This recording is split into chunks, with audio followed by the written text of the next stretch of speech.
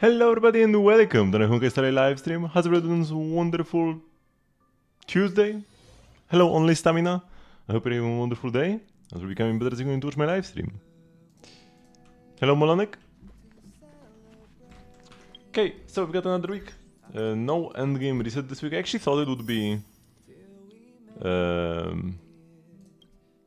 Memory of Chaos. Hello Wilson. But it's actually nothing. It's next week. But yeah, this week we're getting the Genshin patch. So let's just go to Divergent Universe and start here. My match was a real help. Glad to hear that. How are we? Doing great. Just still grinding Pokemon. Man, some people got the shiny charm in like 1 or 2 days. I play pretty much all time I can. I play Pokemon Legends ZA. And I'm like not even halfway there, man.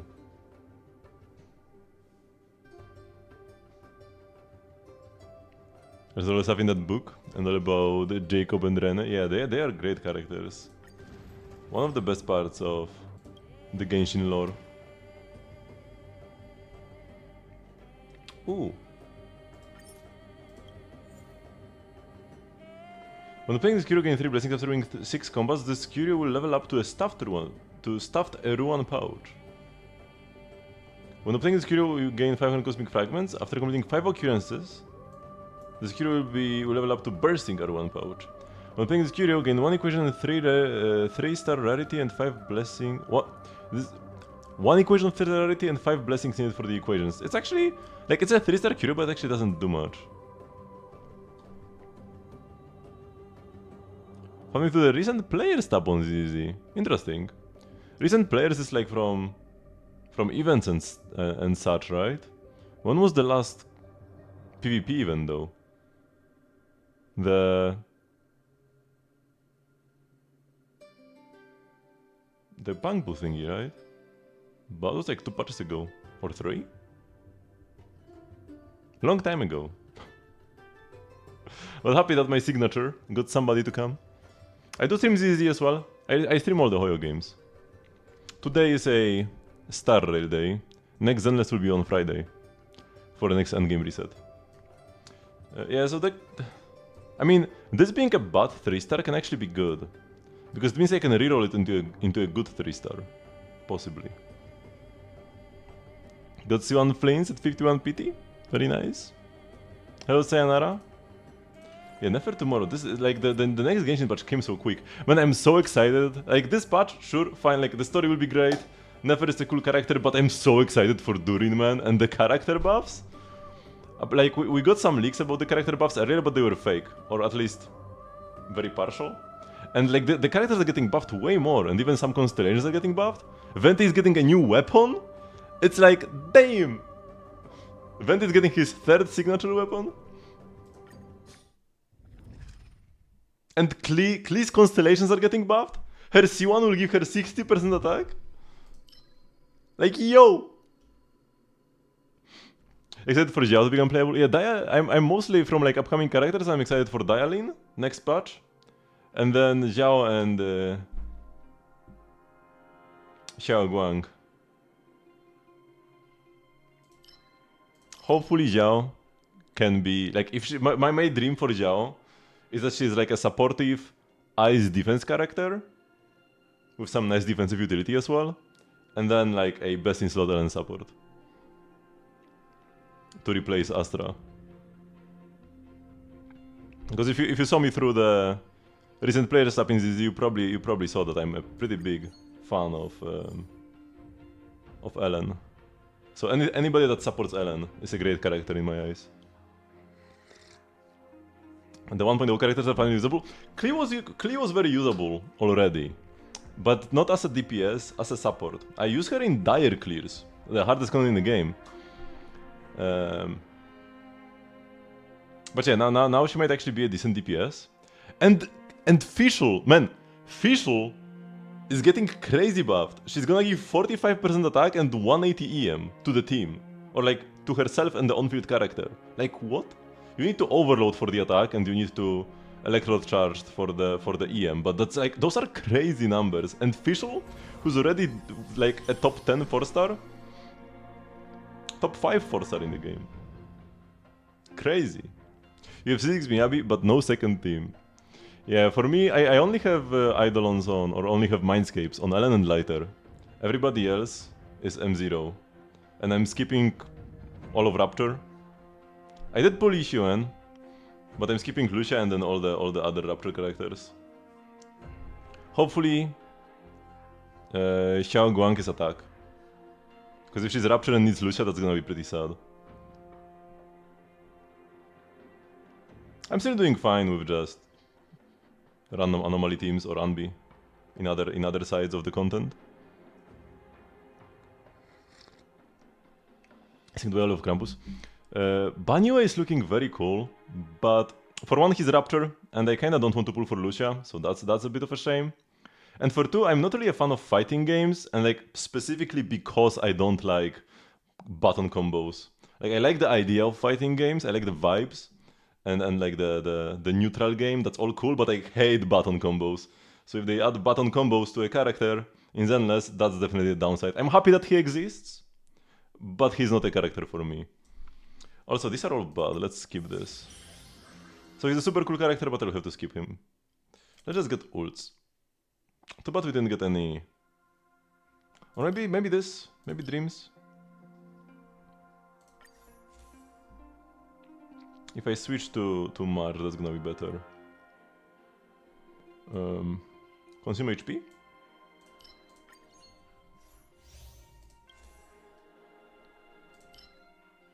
Always get 6 blessings, and 4 of them are for equations anyways.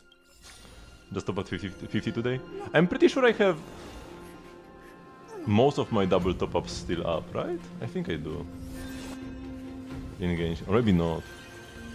I have most of my double top-ups in Zenless. Still available. In case Xiao is an Ellen support.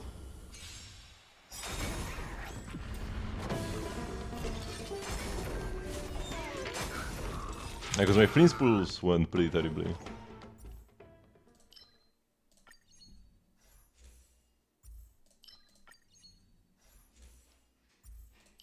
Okay, we can break efficiency for follow-up, that's nice. No distraction, unfortunately. So we need to go combats early for the pouch. It wants you to go combats early, 6 combat battles, and then you go encounters. And if you get 3, it's already gonna get upgraded. We only got 2, man.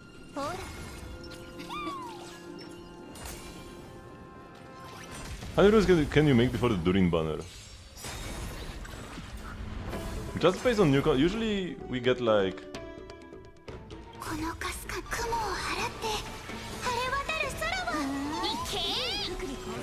How much in a patch? 60 to 80 per patch? In Genshin, I think? Probably closer to 60, because there is no exploration. And then there is half of the... Ooh, do we get...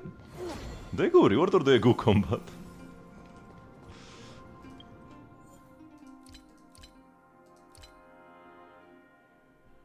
This needs combat battles specifically. I think I will still go reward. And then combat later. So... Maybe enough for like 1 PT.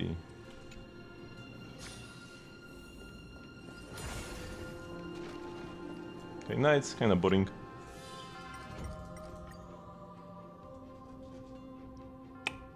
Money, definitely not the Curio. Most of them are pretty garbage. 2 bad equations, 2 enhanced 3 stars. Probably 2 enhanced 3 stars. A 3 star costs 180 at the Screwroom shop. 2 of them is 360.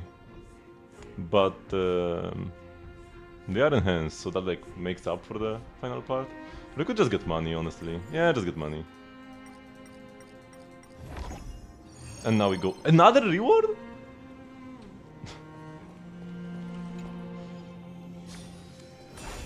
Okay, Trotis is nice, because we can one-shot them with the Herta.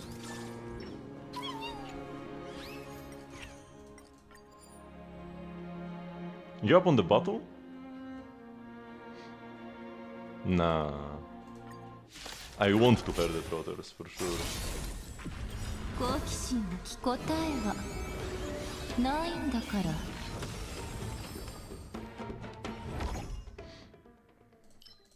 Get some remembrance. Will probably come in handy later. Smiling Executioner is ready.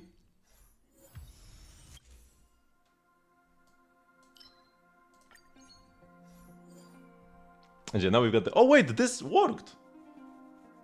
Oh, I did not expect this to work. It said combat battles, so I thought it had to be in combat domains.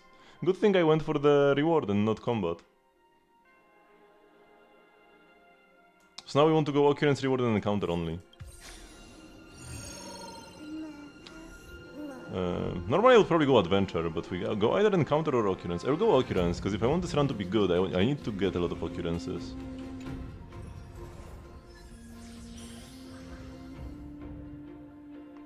Longer night or... No, let's get the extra damage instances.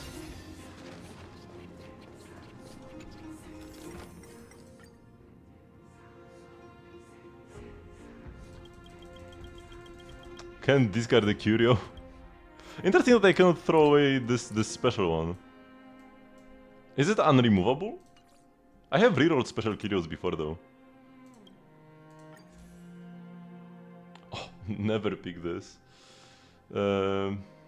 Cause this being broken in my inventory breaks all occurrences.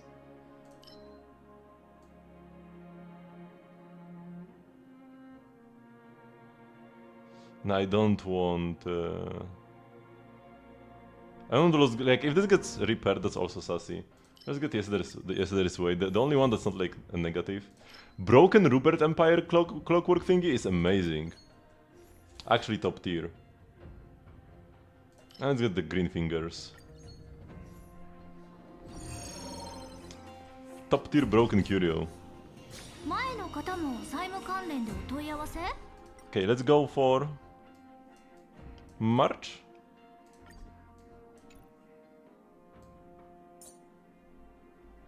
Sometimes swapping the characters is so annoying.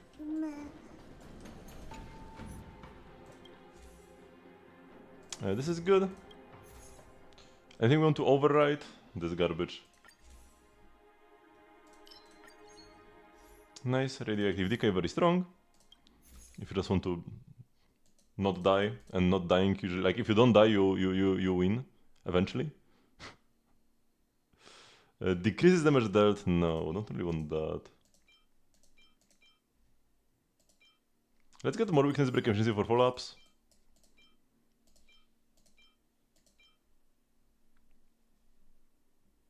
Most of my characters actually do apply debuffs, so this works. Even like Evernight applies debuffs. Max HP is huge. And then...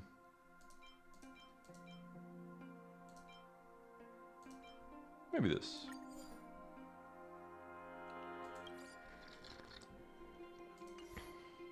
Heal easier if we are low. I just one technique. No need for more.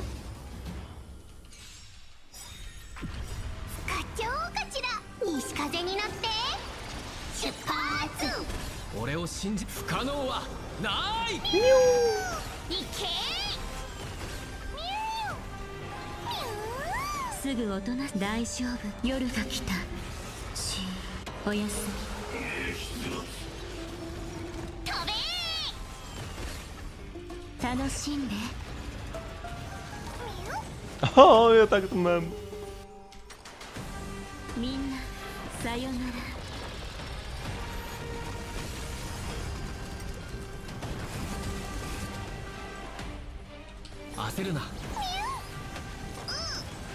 Ouch.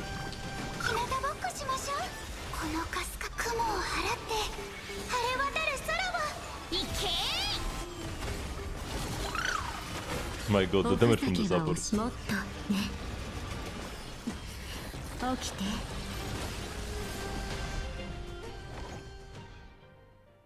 Tearless Garden, Home of Odes, Growth Ring Carver.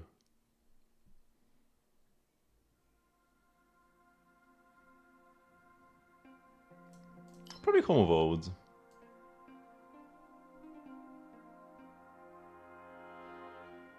Or maybe Tearless Garden? Nah, let's get Homo Votes. It will take a while to upgrade, but we're not in a hurry. All allies max HP increased by 40%, that's all I need to know. This is just a huge buff. This is like Hyacinth 1. Hyacinth 1 is slightly better. And let's get Blazer. Preservation, Abundance, Distraction, Nihility, all are worthless. The Distraction, Nihility Curio especially. If, like, the Curio that is like, when you have Distraction or Nihility, if you hit an enemy, they like get advanced. This is like a negative Curio. It's better if you don't have Distraction or Nihility. It can lose you the run on the higher difficulties. It's never worth it. And these are all worthless again.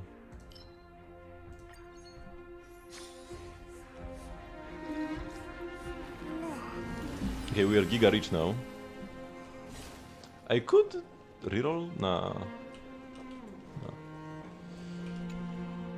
Let's go to the store.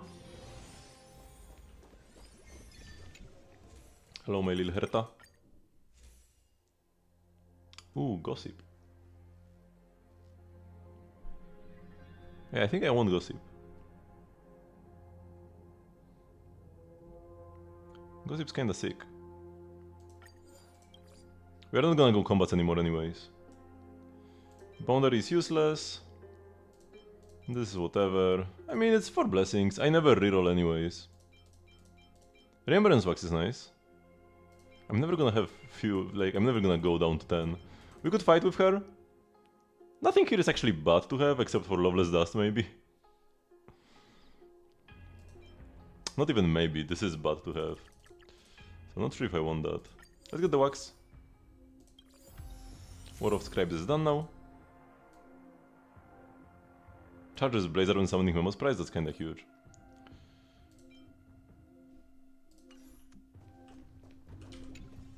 Let's see, one May. Nether Longship.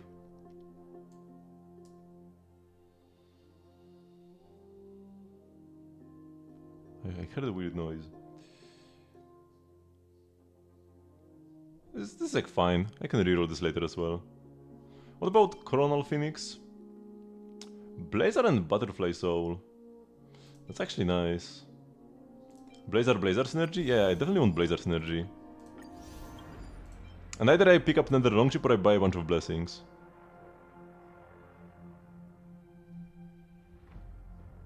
Ah, whatever, just buy stuff.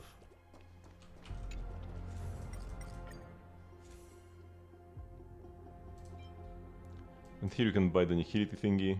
Sure, just for the equation. Yeah, the Curios from Herta were kinda bad. Although I almost... wait! Oh shoot, I misplayed. I could have had so much money. Oh no, I could have bought the Sleep and Death. And have gotten 600 from this. Cause this... oh no. Whatever. Happens. Occurrence.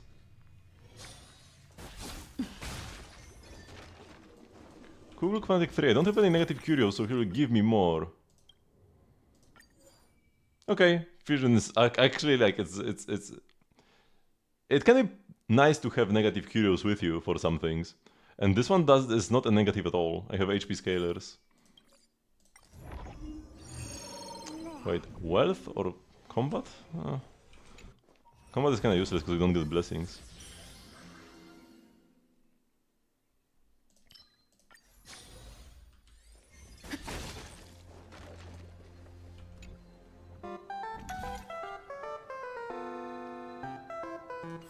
Let's first open the thingy because I don't have money to... I don't have the money to roll here.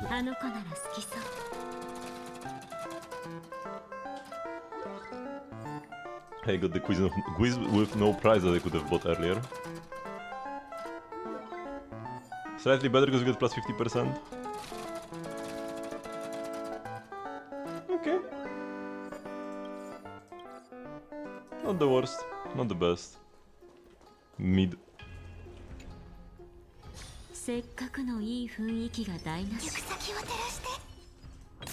don't want to use MC's technique because it delays enemies. We want them to attack faster.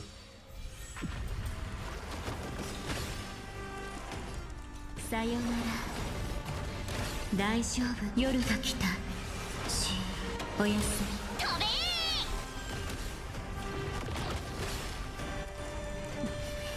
起きて。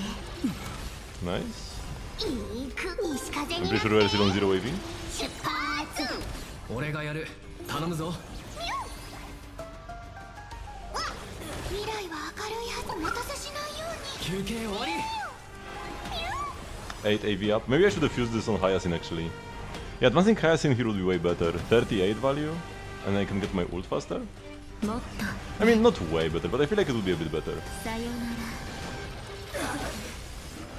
俺を信じろ。不可能はない。いけ。 Just spam skill. 日向ぼっこしましょう。大好きよ。 Come on. Attack here. Nice. このカスク雲を払って晴れ渡る空を飛べ。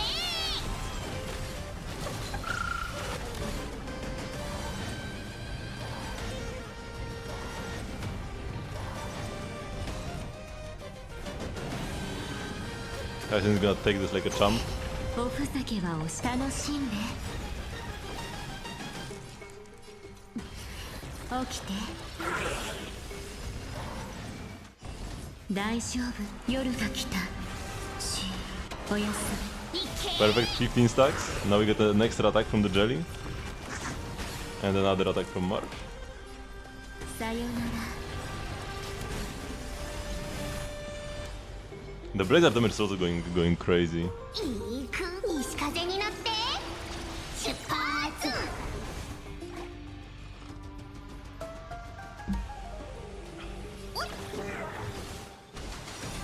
Oh, now this is actually advanced value. 35 AV. もっとね。起きて。焦るな。西側お待たせしないように。休憩終わり。巻きつけ。私は信じた。慌てないで。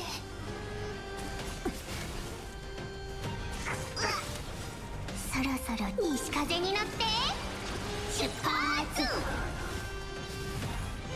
Just enough for ult. 見くびらないとぞ。いい夢が楽しんで。さよな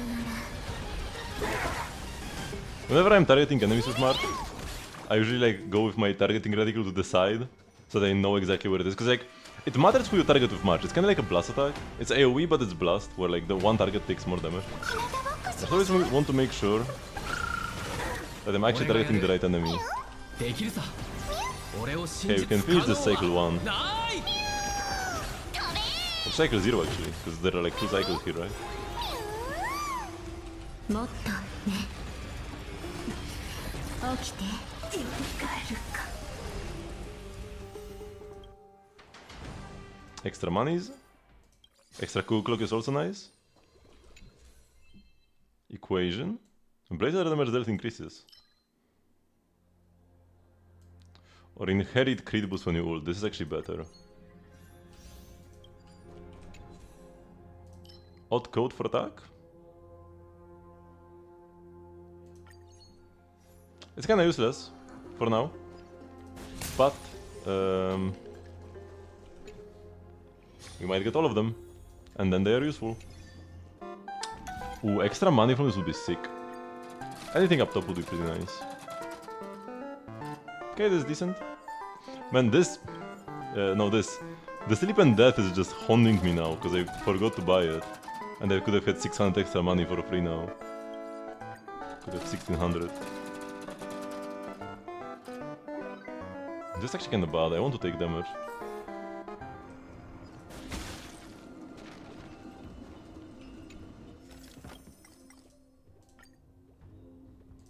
Pull 5 times! Okay, pretty sure we made money. Oh no, I lost slightly.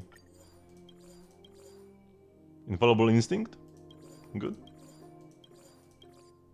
Okay, we lost a bunch of money now, but still.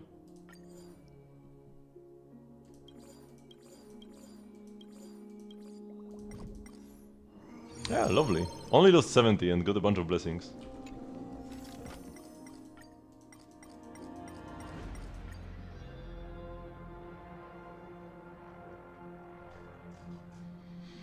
Three blessings, 3 curios. Maybe the curios. I don't have many. Capsule is great. That's because I got a ticket. And escapade chest would be nice as well. Yeah.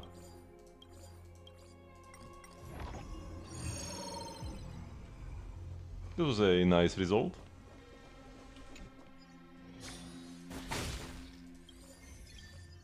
Lovely. Well, this is my taking first. Yep, and I lost all my technique points right afterwards.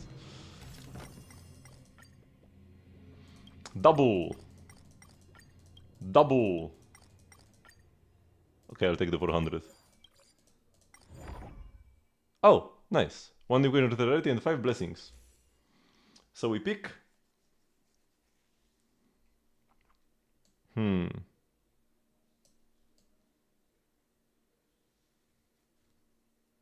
Probably Winged Tiger. What time am I streaming tomorrow? 3 hours earlier than usual. So at 5 PM CEST.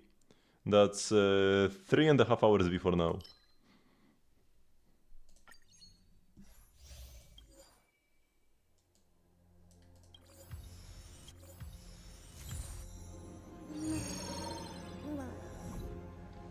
Reward. Sure.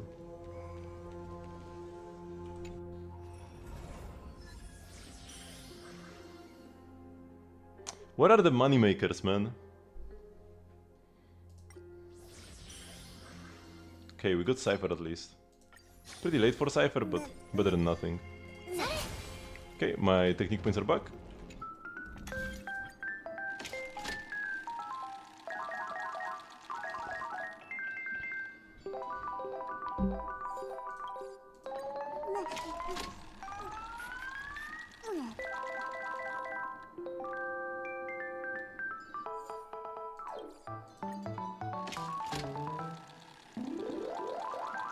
Nice, got a triple.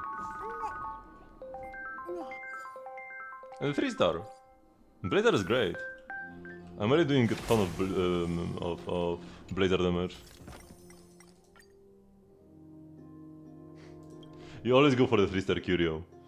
If you can get a 3-star Curio, you always go for a 3-star Curio. Damage that decreases. Oh, this sucks a lot. Consume HP, this is irrelevant. Bleed irrelevant. So the decreased damage first turn, we need to get rid of this. Somehow. Window of Fortune is how we get rid of it. Probably the best 3-star Curio. We are a bit more than halfway through the run. Which is pretty late for this, but... Ooh, Altar of Fortune. Romance?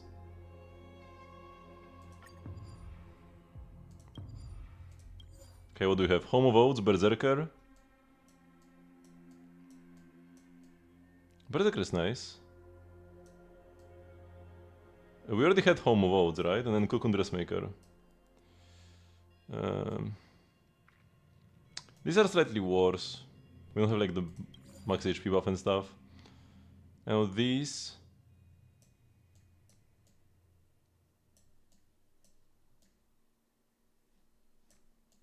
Yeah, it's okay.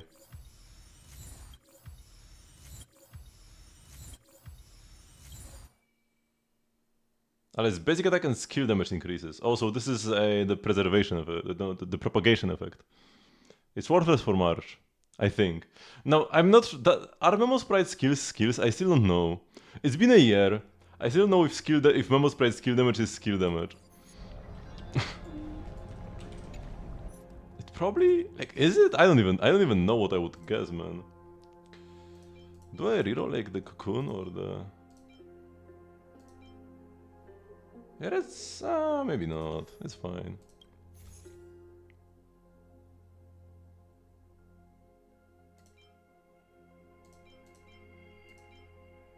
I no longer need Nihility for anything, which is nice.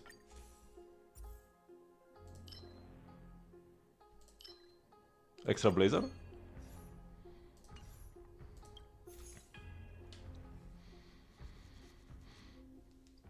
This is attack scaling, so it's kinda worthless. Let's upgrade the Blazer stuff.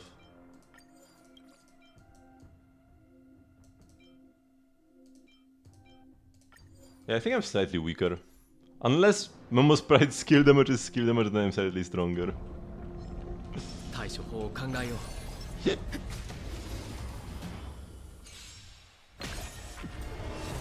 Oh, we don't deal damage. First cycle, さよなら like at the very beginning. This was 1% of my damage. 頼むぞ日向ぼっこしましょう今度お返ししてあげる The debuff should already be gone here, so now we can deal full damage. 起きて Actually, wasn't much.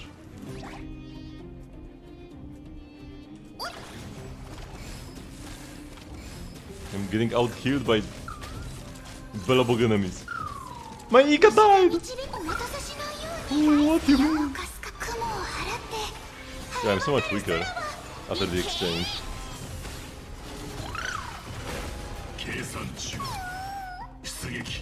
俺がやる焦るなこれが維新伝心かもてなしてさよなら大勝負夜が来たしおやすみ Wait, why is everybody acting at 0 AP actually? 起きて未来は明 I'm るい not quite sure. 今度お返ししてあげる再評価俺を信じ不可能はないいけ Wait, why didn't... Man. Oh, because it's 98%, I thought it's 100. I was like, why isn't Mem getting advanced? Which it's not her time yet. 楽しんでさよなら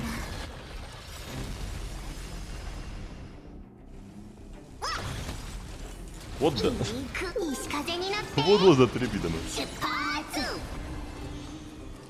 できるさ西が導くままお待たせしないように休憩終わりシステム実行検測完了 Oh, so much energy. 雲を払って晴れ渡る空を Holy energy. 競技停止増援討伐開始 Can he grab March? Unfortunately, he can. Oh, that's unfortunate. 計算中俺を信じ不可能は Actually, I didn't really want to use this. 行け Because now I cannot advance March. 限界値超過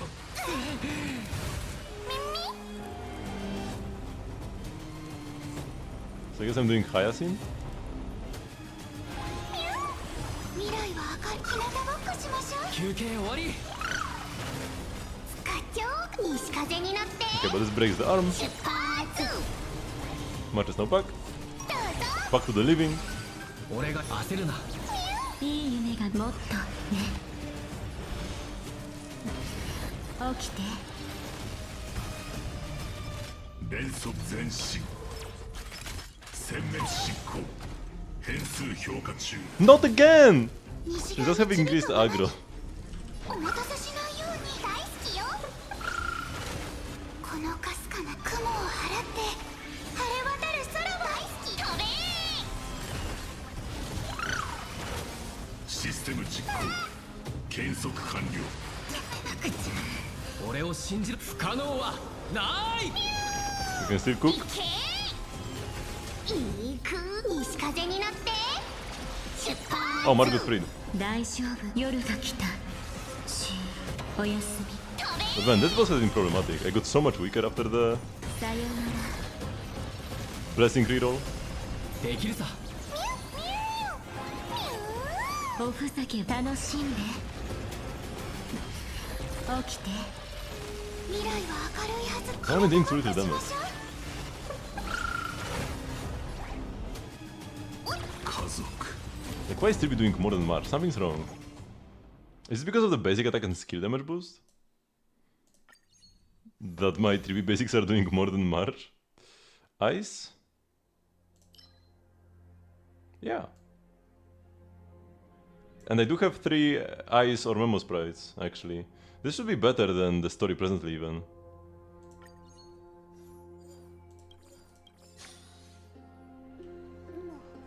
Okay, we're pretty rich. So we should go store. Wait, what happened? Why is my browser? Huh? Huh? Choose an account to continue to Google Drive for desktop? What happened? I don't want to go to Google Drive for desktop. Am I getting hacked? What's happening? Why did Google Drive just decide to turn itself on? Randomly. Or actually open a browser tab even.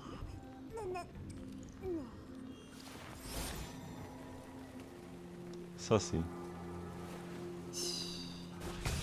Oops, didn't use my techniques. Also, you want to buy stuff from Herta first in case she has a ticket. Okay, she doesn't. Society ticket, we don't really want that too much. This is fine.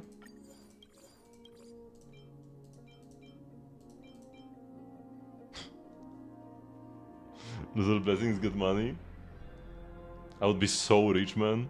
If I had a 3-star curio that gives me damage from money, I would pick this.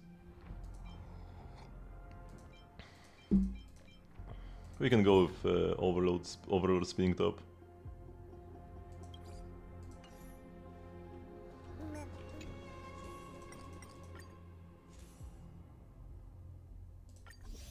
Sure.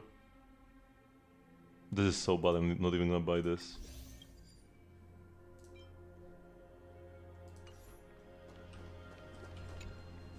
And as for Skrullum,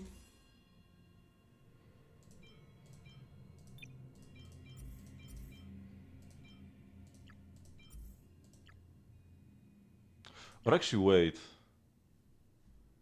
let's buy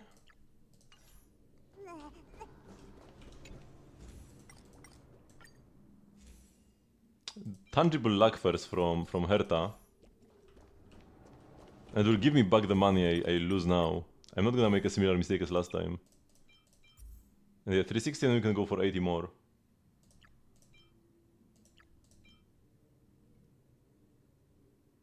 Perfect. Berserker is done. Yep, now we need to go Occurrence for my mirror to activate and get rid of the terrible negative curio. You can obtain curios. Nice, mysterious code. Lovely. You can now lose a curio. Oh, that's unfortunate. Those are not the curios I wanted to lose.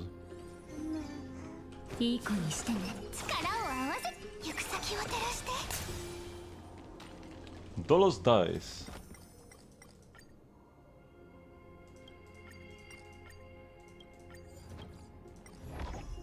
Okay, I just lost money.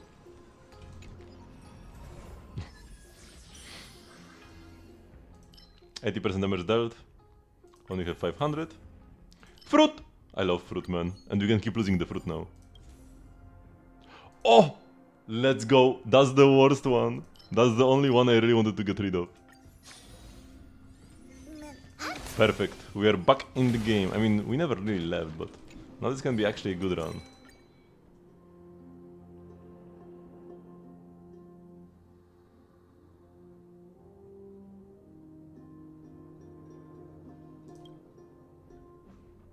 Let's get rid of a 2-star equation and get a 3-star with Springwoods. We're not gonna expand them in time. We've got too many equations.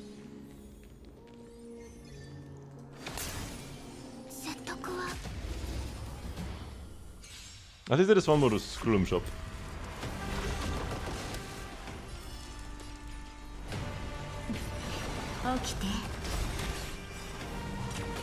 Oh my god.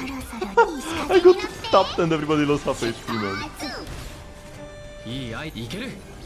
It's because of the negative prescription. But still pretty funny.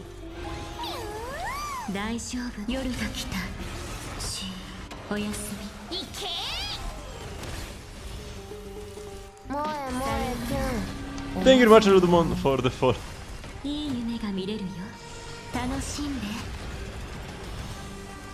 Hello, hello. 起きて。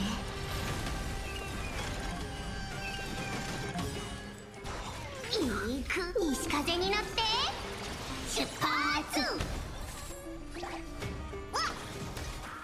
このかすか雲を払って晴れ渡る空は開始し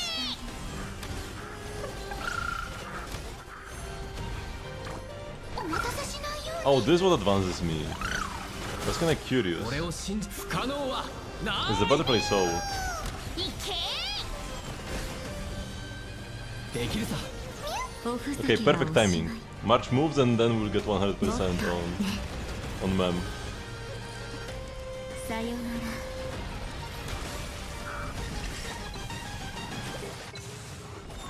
ら。Perfect. いい夢が見れる。楽しんで。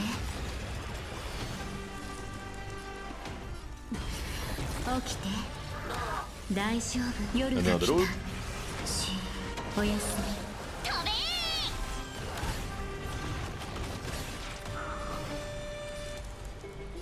さよな Yeah, ら。 unfortunate to waste this here. It was only 28 stacks though. 怖くない怖くない。 Big trip damage. そろそろ西風に乗って出発。西神日向ぼっこしましょう。このかすか雲を払って晴れ渡る空は開始した。よく見ておいてね。どうぞ。 Gotta keep the buff up. This annoying enemy doesn't give me any energy when he attacks me. I hate this 俺 enemy が so 一 much. 心伝心か焦るなおふざけもっとね。起きて。 Not giving energy when you attack, when enemies attack should be illegal. 西風に乗って出発。俺を信じ不可能はない飛べ。 Decent advance value? I mean, it's only 18 action value, but every single character will have moved in the meantime. 楽しんで。さよなら。大丈夫。夜が来た。おやすみ。行け。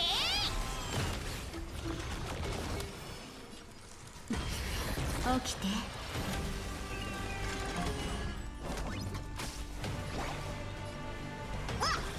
そろそろ西風に乗って出発。行く西風に乗って出発。 Double tributes are pretty busted. お待たせしないように。今度開始してあげる。 Set her into a tulpa. Yeah, I mean, the tulpa is mostly like a representation. He dissolved himself. 休憩終わり Because his plan was to dissolve everybody in Fontaine. And become a big tulpa together. できるさ To survive the whale. 不可能はない Because essentially everything that Rene did was to survive the whale that was supposed to eat all of Fontaine. And then we just saved the world without needing him at all. Kinda sad when you think about it. He tried so hard and a random outlander just showed up. And descended all over the place. さよなら。 Because Rene's plan was to turn himself into an artificial descender. 出発。 Because being a descender isn't just about coming from beyond Teyvat. Not everybody who came from beyond is a descender. It's about having a will to rival the world. And he wanted to このかすか雲を払って attain that, 晴れ渡る空は大好き but he failed. 今に見てる俺を信じ不可能はない行け。課長西風に乗って出発。どうぞ。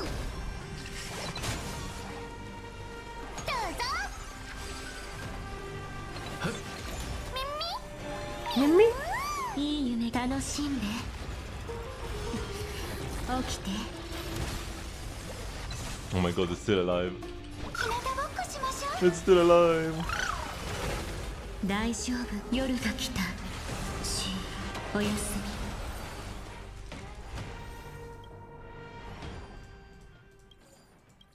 み。 Okay, lovely monies. I have a bunch of nihility for these, so I guess I will pick that. Not sure if I'll make it in time. Memo sprites break effect increases? Sure. Occurrence? Maybe we can get rid of more negative curios or something? We do not want the jellyfish. A big lotto is nice though. I'm fine with the bleed. The bleed is not an issue. If I discard the fruit, I get it back. That's better. いい子にしてね。力を合わせて行く先を照らして。Nothing happened. And now? Nice. Compound die. Oh, that's the final code! We got the triple. Oh, baby, a triple.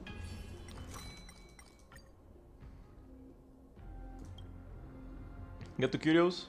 Or maybe blessings? No, let's get the curios. Sure. Well, we go on counter, because I need my window of fortune. This is not really worth it. Let's get the fruit. Although decreasing max HP kinda sucks. It's whatever. It's fine. I guess we'll get rid of the bleed. Maybe keeping the bleed was positive though. Struggling color and the weak trimmer. Okay. Nothing bad got repaired. And that's the end of the run actually, so we never got marshmallow.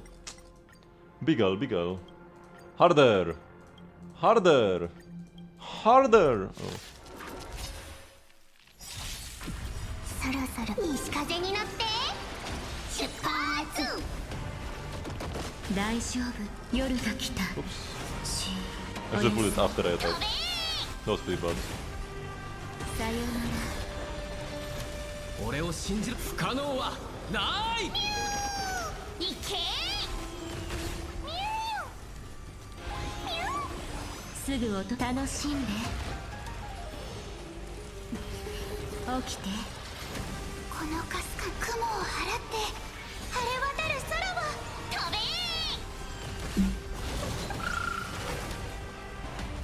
これが維新伝心か。できるさ。 Holy shit. 休憩終わり。もっとね。さよなら。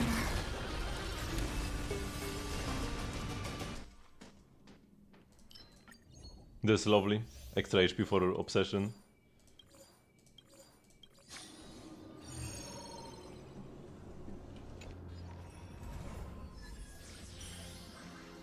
And finally, more damage.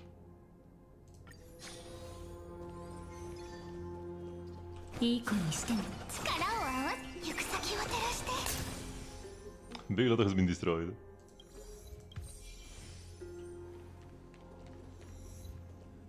That's fine though. Let's see. Can you sell me any like nihility maybe? We want stuff for equations. But I don't want to go below 500. Because if I go below 500, I lose the buff from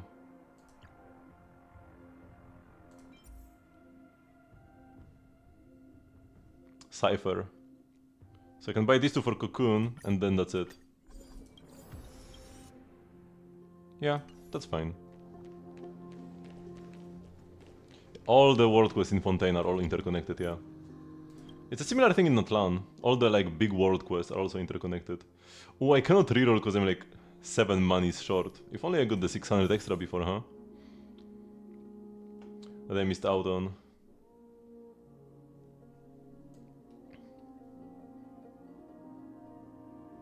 I can reroll some nihility stuff. Because these are not solved anyways.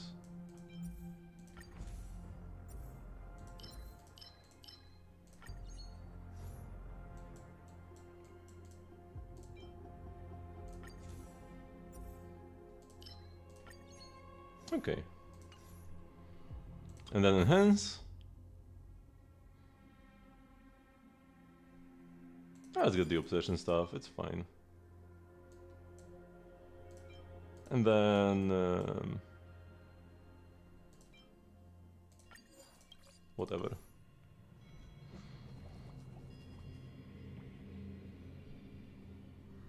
Maybe it's like the worst one to explore. Yeah, like the overground areas are kind of big and empty. The underground areas can be very confusing to navigate. But with the map it's better. And at least there is like stuff to do. 説得は難しそうです。よく You need to start the pre-install for Never. You haven't pre-installed your pre-install? 課長 What? 西風になって出発 How could you? 起きて大丈夫夜が来たしおやす It's as if you are not even excited for Never at all. みさよなら俺を信じ不可能はないいけすぐおとなしくさせ楽しんで起きて俺が維新伝心か焦るなよく見て西上このかすかに雲を払って晴れ渡る空は飛べ Two in a row, not necessarily. It gives you a chance for capturing Radiance, but not a guarantee. 休憩終わり Unless before you like lost 2 in a row and then won 1 and then lost 2 in a row again. That would be a guarantee. このかすか Because the way it works is there is a point system. Every time you win a 50-50, you lose 1 point. Every time you lose a 50-50, you gain 1 point. If you're at 2 points, you have a small chance for capturing Radiance to activate. If you're at 3 points, it's a guarantee. So if you're at 3 points, you will always get the 5 star 頭を on your next 50-50. 払って I got those 3 points, so my Nefer is guaranteed. Or actually, my Nefer is guaranteed because I lost the previous one, regular guarantee, and then Durin will be guaranteed because of the capturing Radiance.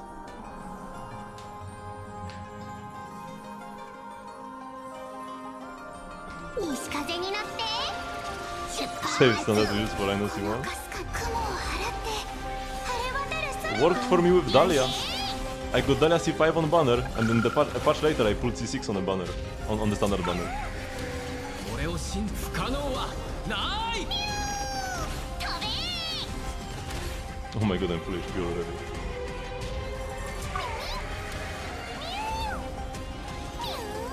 おふざけもっとねさよなら大丈夫夜が来たしおやすみ Triple kill.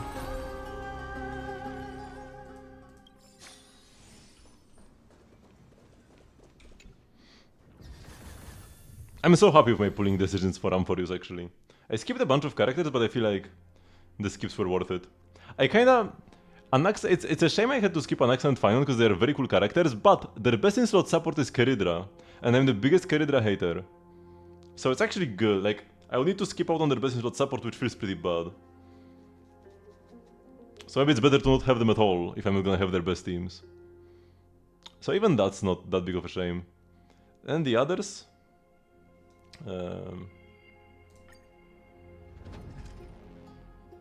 are not as cool as Anaxa and Pinon. And the ones that I actually did pull. Like Tribi and Hyacinth and Evernight. Your activity loss is okay, you thought you maybe lost before Skirk. This will be my second time activating Capturing Radiance. It's such a lifesaver. I'm surprised the other Hoyo games haven't implemented anything like this yet. Like, I've seen people quit Zenless because they just lost 5 50s in a row, and they're like, okay, I'm done. I don't really see the downside much. I mean, like, sure, if somebody's like going big whale mode, right? They're just topping up until they get the C6. And like, you know, money is no, like, the, you know, infinite wallet. Then sure, the more the person loses, the more money the company will gain. But like, those people spend so much already anyways. Like, if they get lucky, maybe they will pull for the 5 copies of the weapon as well or something. It's not even that big of a deal there, and having people quit is the worst. So I'm surprised the other games are not implementing Capturing Radiance.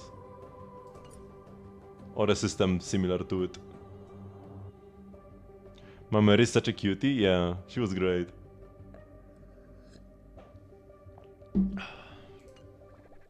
All the Melugenes. Now you can truly understand the Nuvilet quote. Wait.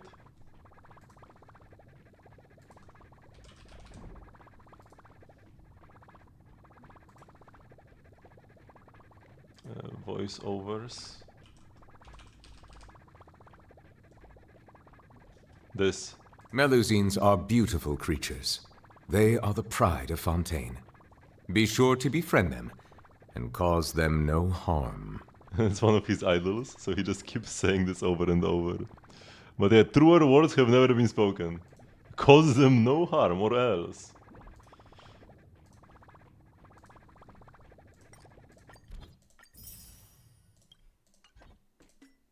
With a friend request?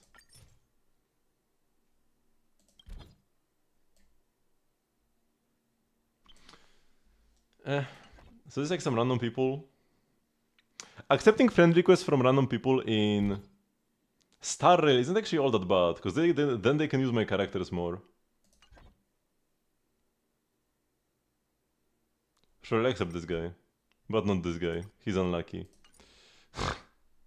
And I will give him a nickname. Random.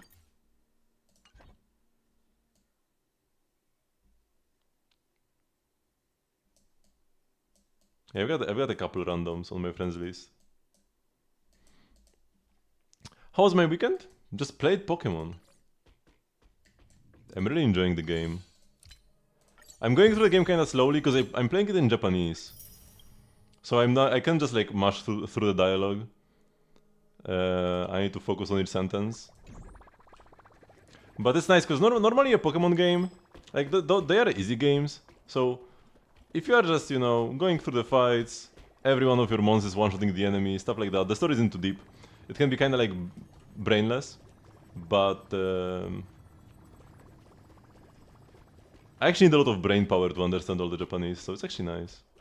Turns the game into to be more mentally stimulating. 54 PD guaranteed forever, 140 wishes in the bank, and a further 168 in the Swiper in the bank. I am wishing you luck. I did the Nefer video. I actually haven't watched the Nefer trailers yet. Neither of them. So I guess it's a good moment to take a look.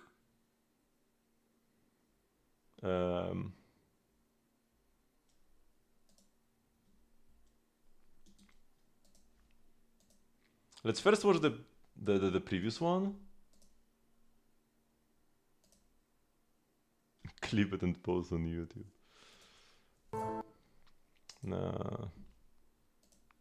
Okay, so for this, I'll move this up so that you can see the subtitles.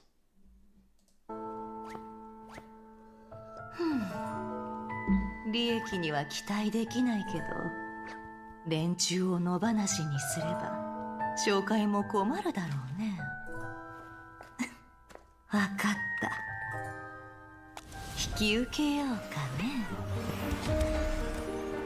世界は巨大な網だ。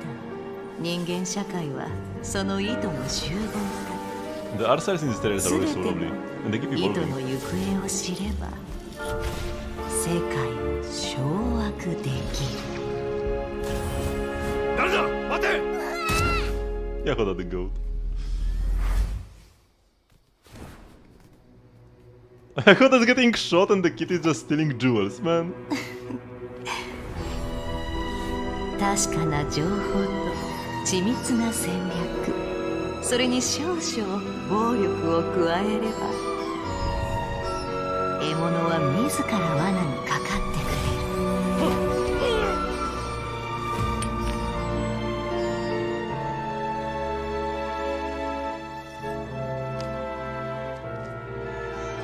茶番はここまで。チェックメイトだ。 I love the shots from below of Never's face.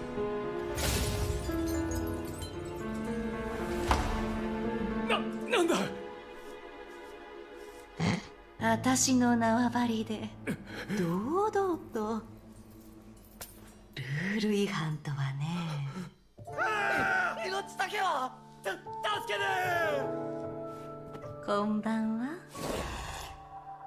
Damn. 碑文の館からご挨拶を。 Lovely. This final phase here and the voice acting. Mwah. Okay, now the next trailer. And this one they are pulling for Ashru as well. A 3-star character is just the cat. Honestly, like if Nefer could have a teammate that's like just a cat, you don't even like you can't even control the cat. It just sits there on the field and maybe gives her like 80 EM. That would already be a good teammate for Nefer. Doesn't need to do anything else. Moral support. え？依頼じゃない？私をもっと知りたいって？ Oh, this is Saya visiting Nefer. なら物語と交換だよ。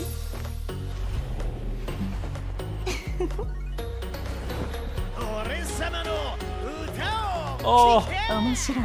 次。 the singing even. ネタが分かっちゃったよ。次。詐欺師、ペテン師、みんな同じさ。 Oh, this is from the Yaran quest? 私の番だ。始めよう。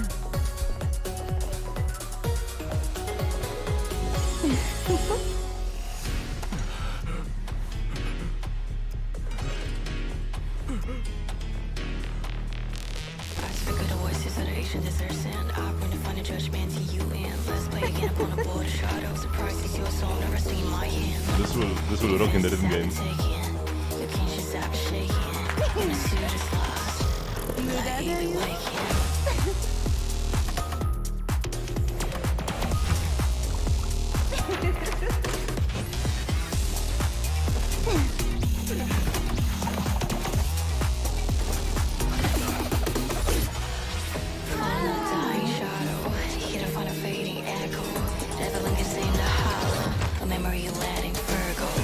これはあんたへの罰さ。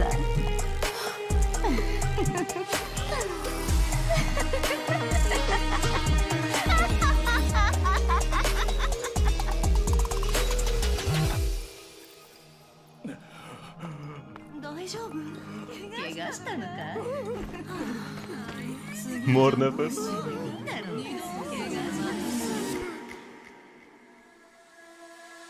Saya's account tomorrow. 7 Nefers.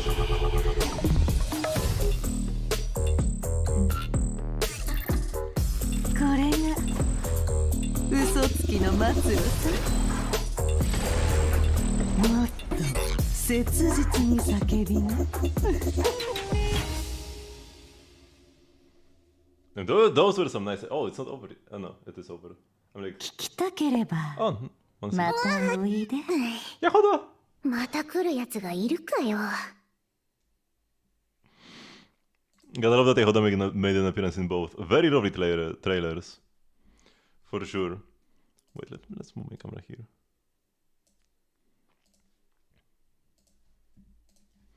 I'm still not gonna get swayed just by a trailer. I mean, I am getting Nefer. But... C0R0, unless we get lucky on the weapon banner. Okay, so now that I'm done with this, and there is no other endgame, because this is all complete. Oh yeah, we can actually click reward guide, and this shows check marks everywhere. We are done with this, with this entire patch. I do like having just, you know, a checklist like this. Although, Aptitude Showcase is not done yet. We've got 40 more. It's not accounted for in the reward guide.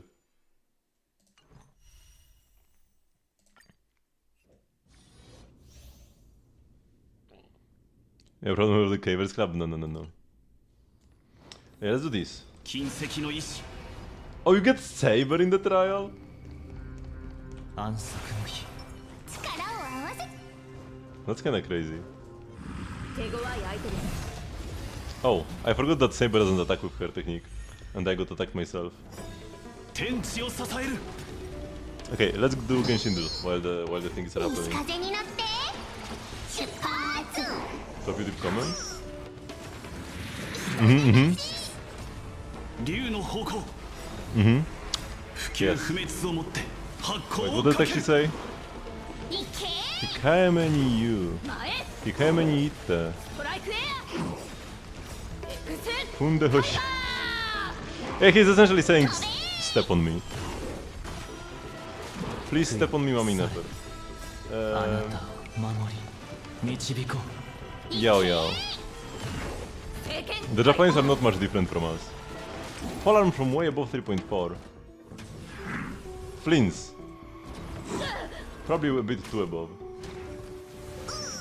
Okay, it's somewhere in Natlan. 風に乗って出発 Kachina. う天地を支える Dandelion, dandelion, ride the wind to a faraway land. Who knows, the wind might take it all the way to Celestia. カイバ Venti? No. Dahlia?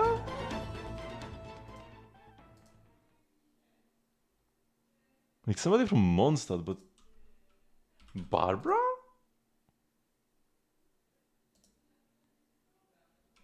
Jean? It was Jean. タンポポ、タンポポ。風とともに遠くへ行くがいい。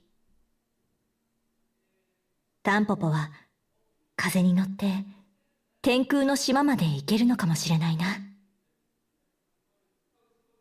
Wow. This does not sound to me like Jin. Maybe I don't know Jin well enough.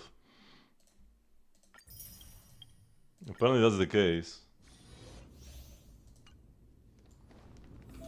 金石の Another 石 dunking trial? 鳴り響け安息の日 Does his technique hit 開幕 enemies? の時 No, it doesn't, right? 開幕の時 Oh, it stuns enemies, okay, yeah. 本質は同じ竜の方向天地を支える Ability. 不朽不滅をもって発光をかける Mwalani. No. いずれ風に吹き落とされる What is this? 魂を狙いこ Is の this like a 神の shield, maybe? ため万 No. 物を再構築しましょう供養され What is this? あなたを守り導こうクルーガイ Dikia? 魂を狙い Ancient Ride the Thundering Suns. Wait, is it Sinnoh again? 問題ない No? 受け切れる Oh, then it's Setos and it's his dash bug. この神を It's 立て Setos' dash bug. 万物 Okay. を再構築しま And しょう yeah, because last time we had Ancient Rite something, it was Sinnoh, but they are from like the same school, essentially. They're kind of like brothers, adopted brothers. So they both have Ancient Rites, and yeah, this is his dash to the bug. That's why there is this weird effect in the front. ZZZ, Sayu, easy. There were a bunch of characters you could have gone with. There was Mizuki would have been an option. Kokomi. Jin, Ganyu.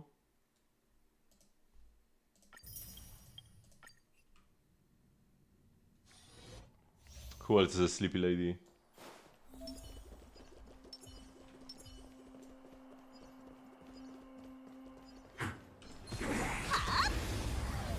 I miss playing Sushang.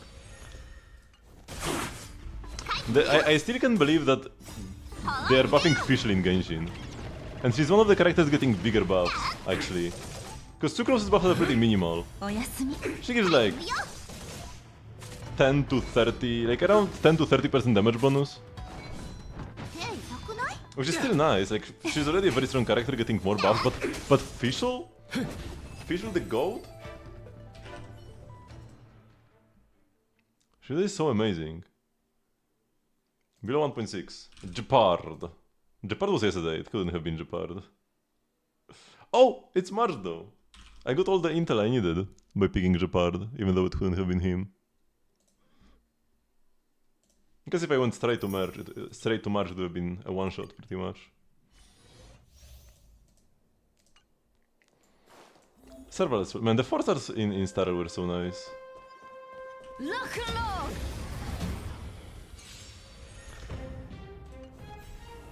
ル乗ってる？反抗、陽動、霊落。 My master and General Jingyuan have an unpleasant history with each other, but personal grudges are a luxury that adults cannot afford. 持った。 Wait, my master and General Jingyuan. 乗ってる？反抗、陽動、霊落。 When it comes to unpleasant history with each other, it could be Yunli. Could just be Yunli. Because like the first thing I think of is High Cloud Quintet, but Blade, Danheng, Jingliu, and Bailu, none of them actually had like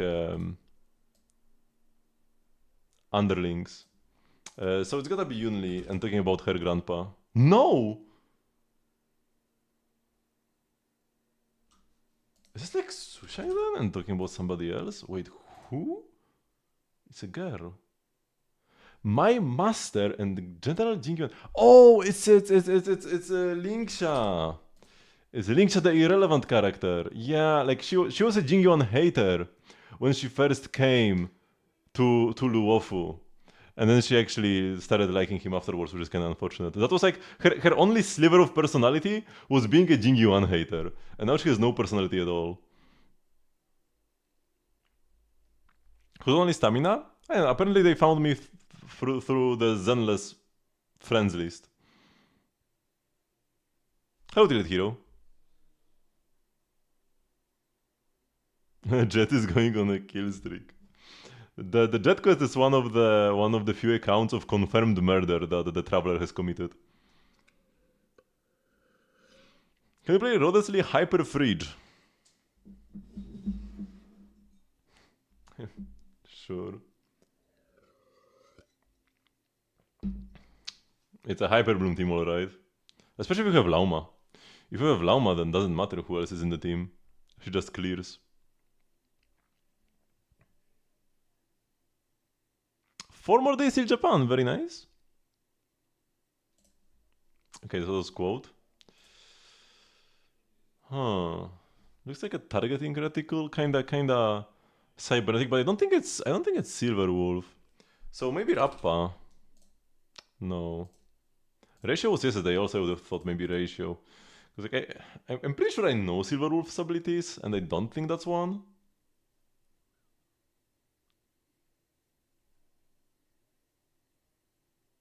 What is this? Topaz? Force Quit Program. I think it's actually Silver Wolf. Shoot. I thought I know her abilities, but I don't. I know the name.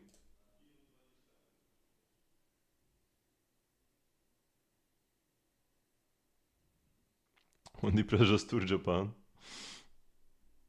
You're going next August. Very nice.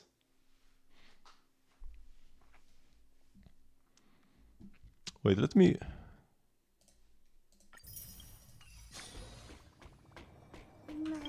Oh, yeah. Let's have some background noise of the thing is jumping and the trotter shivering. Amazing.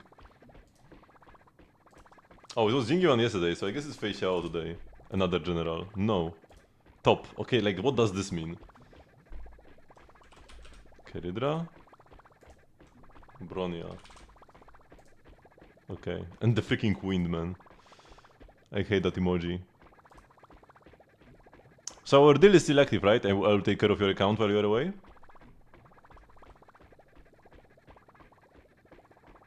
And also, to what extent?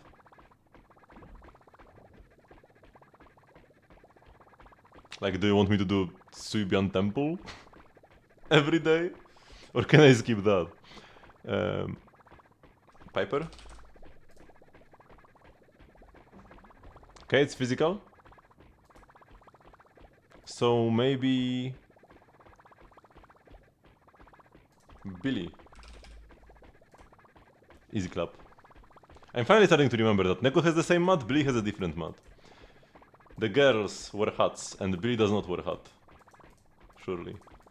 That's like that's sound logic. Time to delete Tilt's best discs. Nah, I won't even joke about that.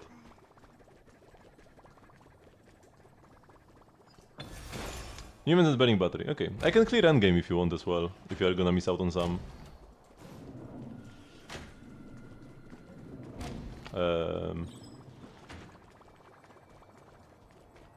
shield defense and deadly assault. Should be easy in your account.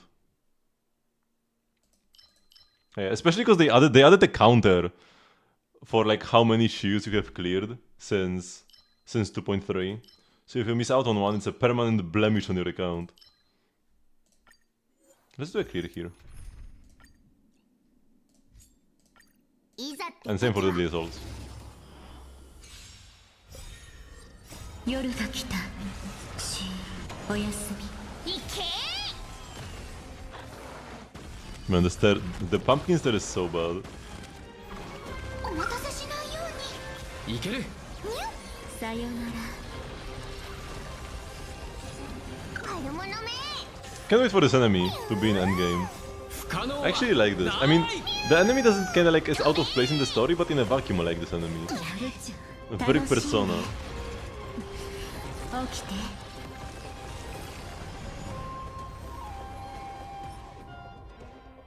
Crit damage attack? Maybe if it rolls speed. Okay, I will check if it rolls speed. HP crit rate, if it rolls crit damage is good. 3 weeks. Damn, that's a long time.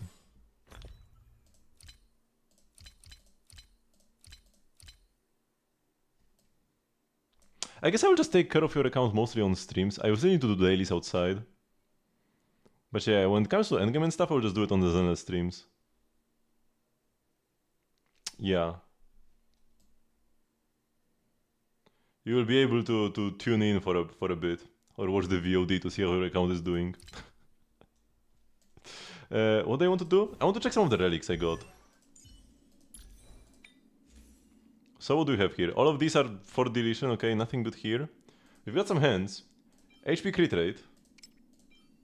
My current piece is pretty nice, but the speed isn't all that needed. So we can just roll crit damage and then roll 4 times crit damage.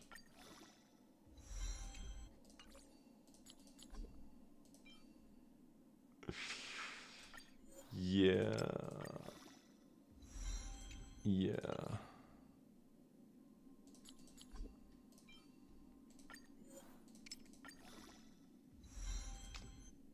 Not even sure what I wanted on this piece, but HP not quite it. Not sure what I was thinking freezing it. Okay, that's the new piece. It needs speed and this will be for RMC. Possibly. But no. Because I could switch RMC to this, like right now I have RMC on Wind. I could switch him to Deliverer for the 15% damage bonus team-wide. HP body. If we roll crit damage here, it could actually be better than crit. What is this? Outgoing healing bonus? Apparently this set is pretty good on Hyacinth as well. But we would need speed on this piece and we did not get this. Okay, not a single good roll so far. My shoe has 3 crit damage rolls, which is pretty lovely. We've got this speed shoe. We kinda want crit damage on it. No. Wait, what are the other speed shoes? This one has 1 crit damage roll. And that's it. Oh wait, actually this is speed shoe, so... Wait, no, this was speed. This is HP. Okay, okay. That's important. Speed shoes are like for RMC.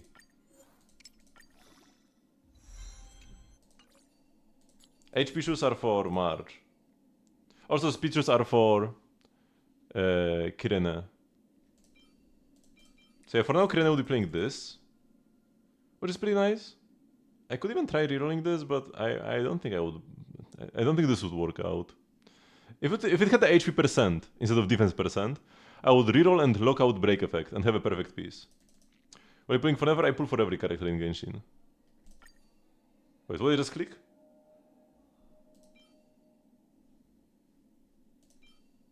I clicked something I didn't want to click. I clicked switch. But yeah, for never I'm just going C0R0. Not investing more into her. I'm saving everything for my boy Durin! I'm so excited for Durin, man. And the buffs to Mondstadt characters, buffs to Fischl and Klee.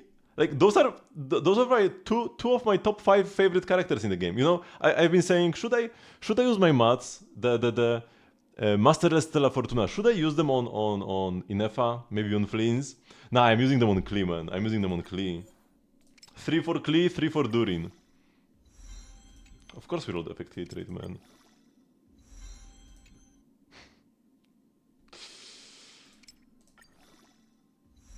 Wow. Oh! We got one! What a piece. It's kinda bad anyways, honestly. I was kinda curious how bad it's gonna roll, but now that I actually leveled it up, I don't think I want it anyway. Even if I could reroll it and guarantee 5 crit rolls, which I cannot. Where do I play this? Not on RMC or Cyrene or Hyacinth or Evernight. What are these copers, by the way? Like, I have them saved since this Hero of Triumphant song set came out. And I'm not gonna... Yeah, I'm not pulling Aglaya, no. Maybe if she, like, is free from the shop or something. And these speed shoes are best anyways. This will not roll well. I've got so many... Oh man, like in Genshin my inventory is almost clean. I have some pieces from the Silken Moon set that I haven't leveled yet, but it's just like one thing I need to take care of, just one set. In Zenless, I have some very old pieces from like 1.0 that I haven't cleared out yet, but I'm keeping my inventory clean nowadays. In Star Rail though, it's such a big mess that I just like cannot. Oh man.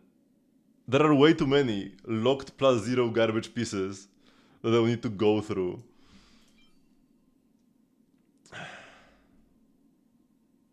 Okay, this has no crit damage, that's dead, right? Even though it's HP main stat. Physical damage? Nobody wants to play this now, but maybe one day. Let's check out, like, if it can roll crit damage every time. Okay, break effect gone. Imaginary damage bonus? Defense gone. Quantum damage bonus? No crit damage, no speed. Physical damage 3-liner. Wind damage, actually a blade piece. I will still try it. Okay, HP is good. Okay, no, it's dead. And it's a 3-liner, so I'm not gonna reroll it either.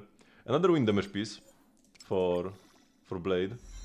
Although I'm pretty sure he prefers HP anyways. On the... maybe not. Quantum? If they ever give out Castoris for free, I could pick her up, but I will never pull for her. But, oh! Are you about to get a God Castoris piece?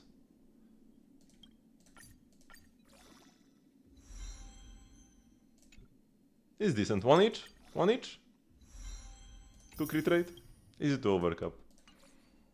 Okay, that's a nice piece to have. Not bad, not bad. Physical damage, HP crit rate.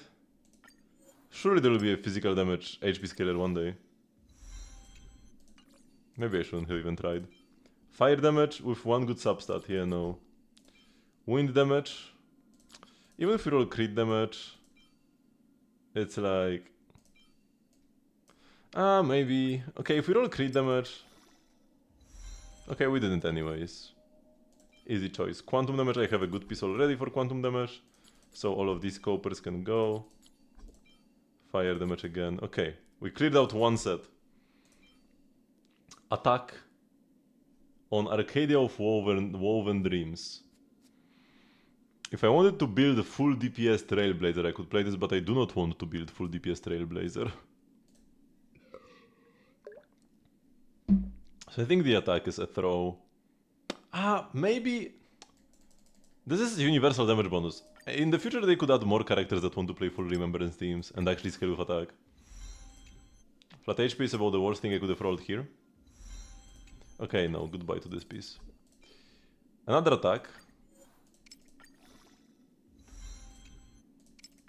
As long as we roll in the middle. Okay, speed is good.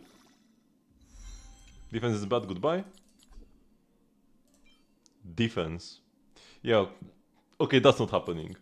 Like a remembrance defense scaler? Yeah, no. Imaginary damage bonus? This could happen. I could see an imaginary damage remembrance character.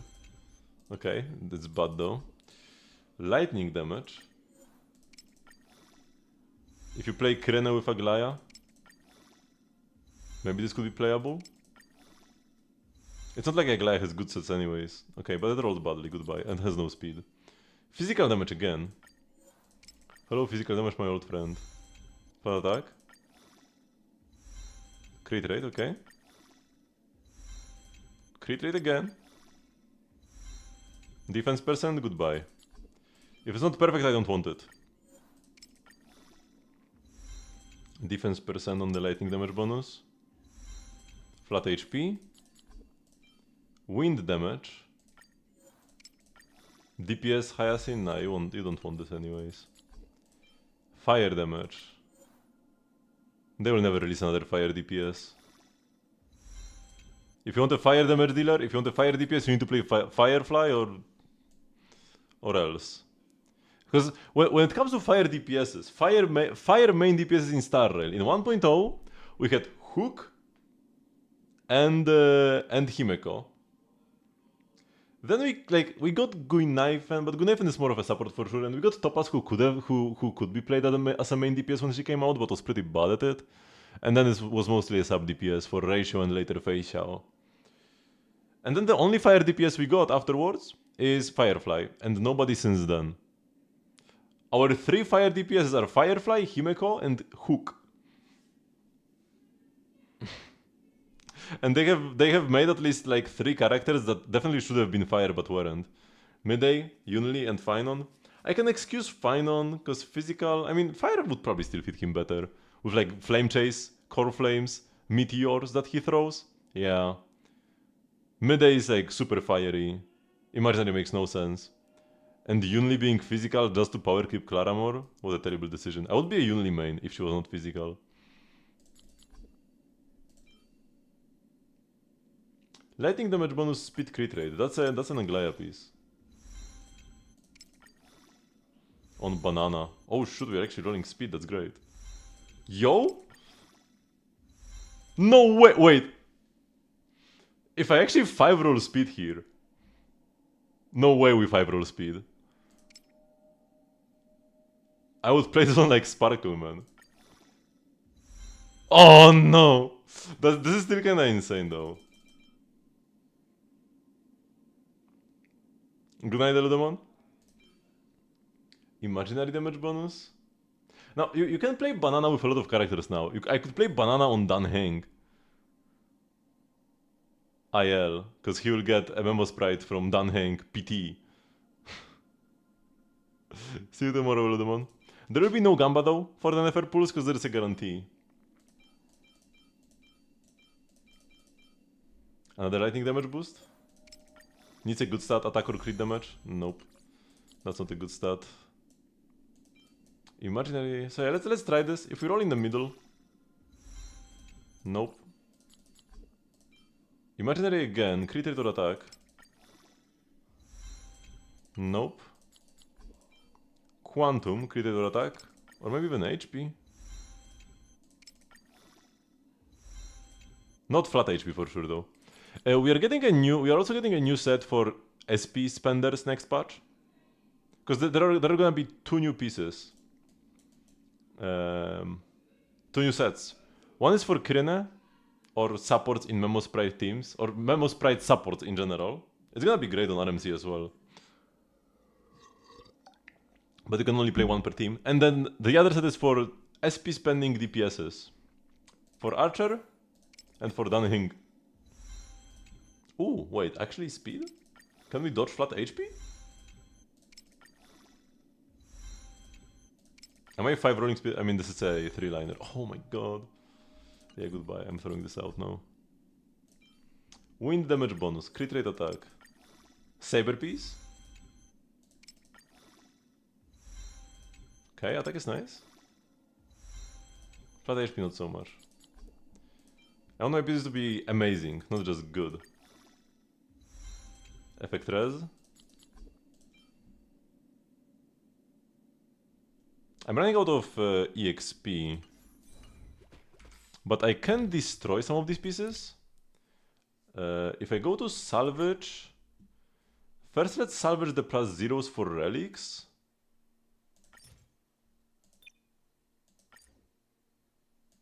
Yeah, 5 stars into relic remains, and then we will include enhanced, and those we will discard into EXP.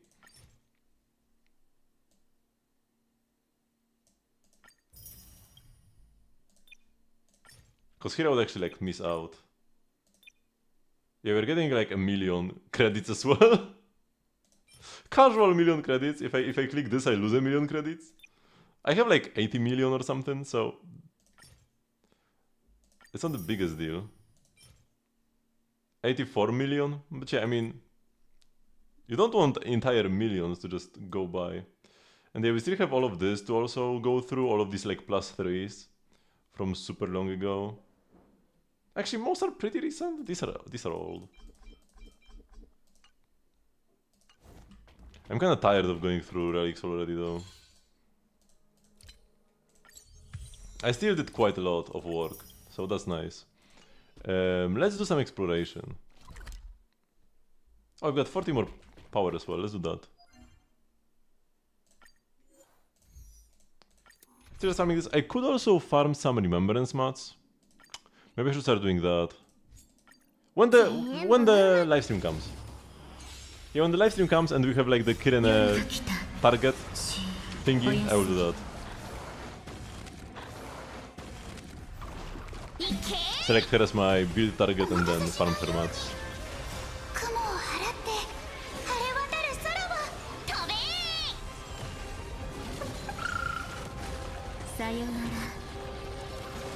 Ideally, I would want to go for E1S1, Cyrene.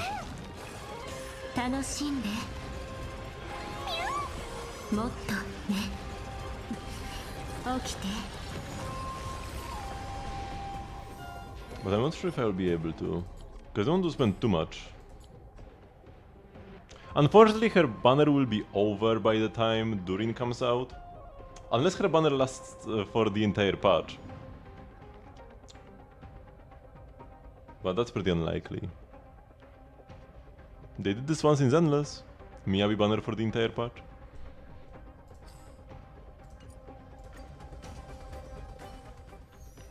Because banner Cyrene in Star Rail, because ideally for Cyrene, I would like to pull E1S1. Both her E1 and her Lightcon, her weapon.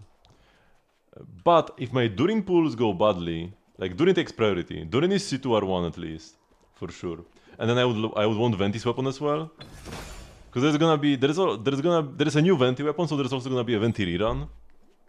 Then most likely a Varesa rerun, like I said before, and then a third unknown rerun. And I would imagine Venti would be first half together with Durin for the double Mondstadt banner, and then Varesa plus somebody random second half. Maybe Albedo or Klee, because they're getting buffed as well. They are like the two other limited 5-stars to get buffed. Or maybe somebody different totally. Who knows? But yeah, there will be a lot of pulling in the Durin patch. And I would before I invest too much into Star Rail, because here, like if I can't get the Cyrene stuff, it's fine. It's okay. But for Durin I must get him. And I must get his guns. There are no ifs or whats or whatever. So I would love to pull for Durin first and then for Cyrene. But the Cyrene banner will have just ended by the time Durin's banner comes out. Durin Fischl Overload teams are gonna be so goated. I'm pretty sure we already know the Durin weapon.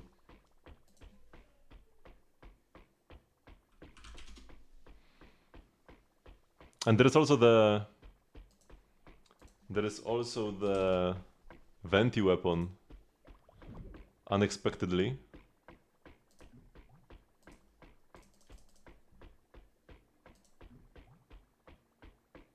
I don't need no calcs.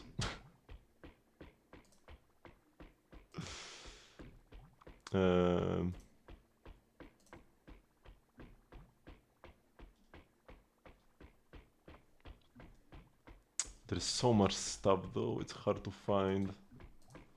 Because the leaks are those are kind of like pre-leaks.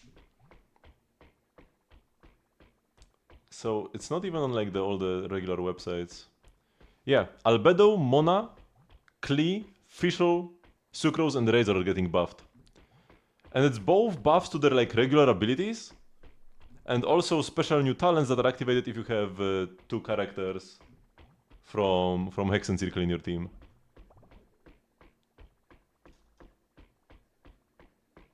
Mona actually is gonna get crazy buffed.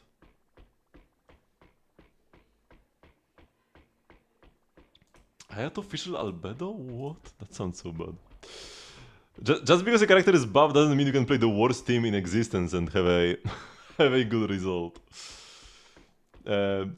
Mona's buff is crazy. Like, you wouldn't expect anything from a standard character, but yeah, Mona's buffs are pretty huge. So when Mona's normal and charge attack hit enemies, so this exclusive to double Hex and Circle teams. This buff. This passive. When Mona's normal and charge attack hit enemies, she gains 1 stack of ephemeral bubble, lasting 8 seconds up to 3 times, and the maximum 1 stack every 0.1 seconds. When other teammates trigger a vape reaction, all of Mona's ephemeral bubbles are consumed, and each stack increases the vaporize reactions damage by 10%. So 30% damage bonus for vaporize? Sure. So like, she's supposed to be the on-fielder attacking, and then you have somebody from off-field vaporizing. Right? So she is like a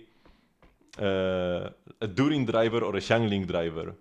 Additionally, when Mona's normal and charge attack hit enemies, they extend the duration of her bubble for up to 8 seconds. So normally it lasts for 6, right? Normally her bubble duration, I'm pretty sure, caps out at 6 seconds. So it's over double. You can actually have it up for the entire duration, for the entire rotation. This is like enormous, because the numbers are good on the bubble.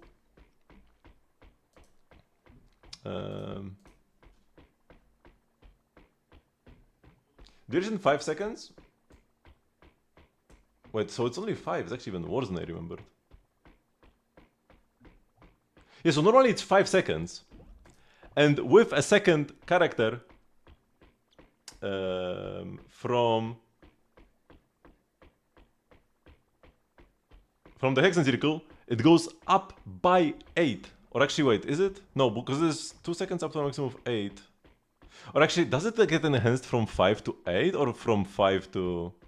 Actually, now I'm not sure. Now that I'm reading this again, I got excited that it's gonna be like 13 seconds. Even if it's only 8, even if it just goes up by 3 seconds, that's still very good. If it goes up by 8 to 13, it's insane. And then this is not all. Cause her cons are getting buffed as well. Her C1 is getting buffed so that characters from off-field get a bigger buff from her C1. So this like increases vape damage by 15%, right? And if the Vapor is off-field, so Mona is on-field and the Vapor is off-field, they get 60% more from the 15, so it's gonna be like 20-something. I'm on Reddit, and these are just like reposted leaks from somewhere. Not sure where this is reposted from though.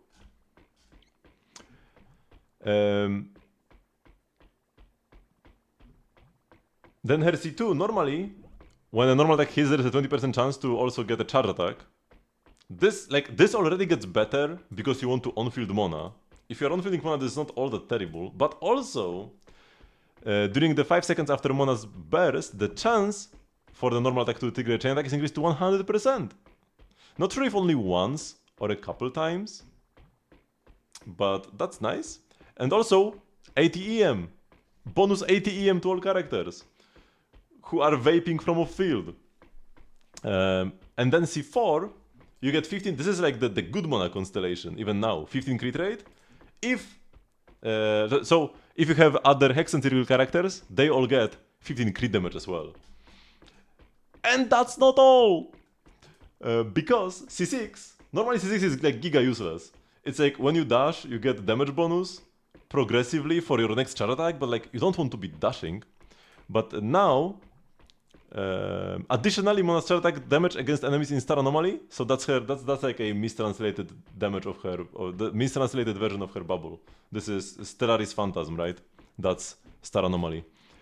200% I'm pretty sure this is like 200% multiplicative damage, because it's like 200% of the original value. So like just double the damage from charge attacks straight up when the bubble is up, when you have C6.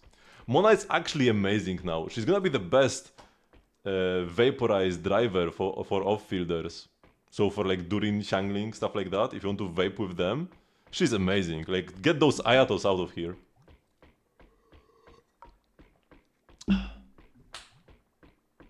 What element is Durin? He's Pyro. Hey, the Hex and Circle will produce some godly Movica comps as well? No. There is no space in Movica teams for Hex and Circle. She's unaffected by this. Also, you don't want to vape with Movica, you don't want to have other teammates applying Pyro, you don't want Electro in your teams outside of like Yansan. Yeah, like nothing synergizes with Movica, zero. Nothing, absolutely nothing. And you need Nathan characters in the team. So this is also great. The fact that all of these buffs, Mavuika is unaffected, and so is Skerk. No, actually, yeah, Skerk is unaffected as well. Because Mona is the only character who could fit there. I mean, Mona buffs help Skerk a bit? No. None of them really work for Skerk. That's good, that's good. So Skerk and Mavuika are not getting buffed, which is good. Because they're already the best. They should not be getting buffed.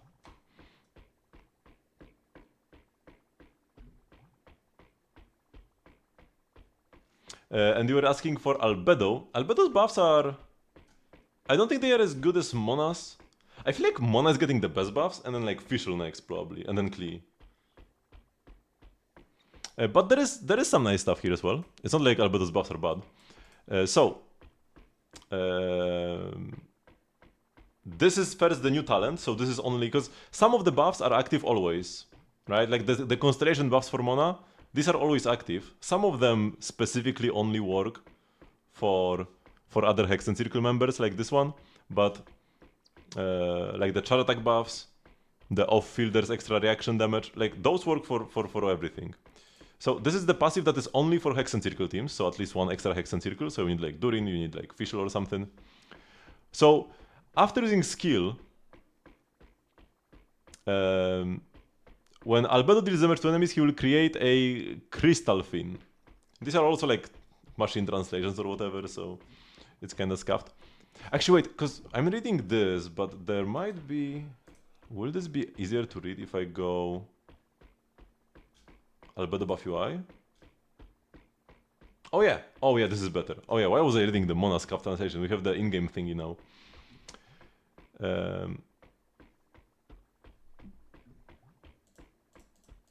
Oh wait, this is actually slightly different?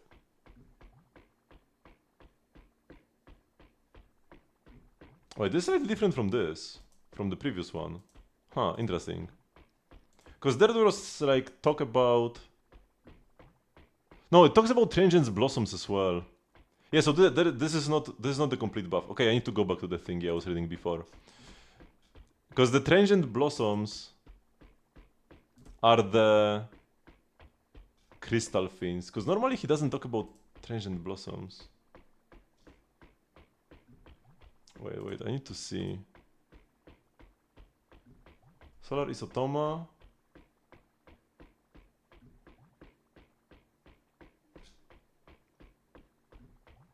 Oh no, this is Transient Blossoms. Huh, so maybe that part of the buff was actually not real? Because normally this talent... No, but there is one more. Okay, yeah, because these are the buffs. These are the buffs to existing talents. And then there is the new talent. So that's the new talent. Okay. So this should be also all real. Okay. So when Albedo attacks enemies, he attaches Crystal Fins to them. And if your skill gets destroyed, if your skill just deals damage once and then like an enemy steps on it and destroys it, which happens very often with Albedo, he will continue doing damage. The Crystal Fin will gain the same flower generation as the flower would normally. And then when the Crystal Fin exists, or actually like always, pretty like when he just presses E, he gives a 12% damage bonus to normal charged plunging skills and bursts, so 12% damage bonus to the team. And then if he has a Crystal Fin, which is also always, he gives 30% more, so 42% damage bonus from Albedo. Straight up. And now if your skill gets destroyed, you continue dealing damage. And now these buffs should be the ones... Yeah, this is what we can read here as well.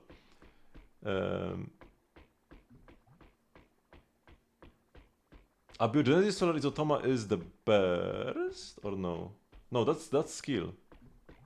So yeah, extra scaling, just extra damage. Oh yeah, the Dark Isotomas are probably the Crystal Fins. Yeah. So when he has the Crystal Fins, he essentially deals 240% of his defense's damage additionally. Normally it's 240, so double the damage. Double the damage from his E now, which is great. These additionally parts are the new ones. So C1, these are now constellations, because this was base kit, right? Albedo deals double damage and gives 42% damage bonus to the team, and if his skill gets destroyed, he continues dealing damage. These are the buffs you get, just baseline, right? And then C1, which you can pick C1 from the selector, if you want to. 50% defense for Albedo, additionally. Yeah. Just a 50% defense buff. Not a huge increase, but if you already have it, or if you want to pick him from the selector, that's nice. C2. Now, this is long, so this additionally. When he's off field and Fatal Reckoning reaches max stacks, so after skill hits 4 times, if there are any Dark Isotomas on the field, which are the thing he creates, all Fatal Reckoning effects are immediately removed and 3 Fatal Blossoms will be generated around the active character that bursts violently into bloom. Each Fatal Blossom deals AoE geo damage based on 300% of own defense. The damage is considered elemental burst damage. Trident Blossoms generated by Dark Isotomas also grant Albedo Fatal Reckoning. When this effect is triggered, Homuncular Nature will also be triggered. Oh yeah, that's his passive that grants EM. Essentially more damage. Essentially more damage for Albedo personal damage. Wait, they skipped over C4.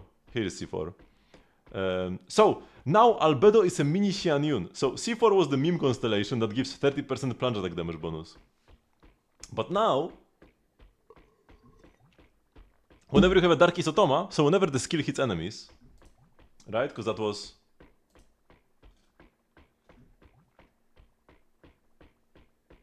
Yeah.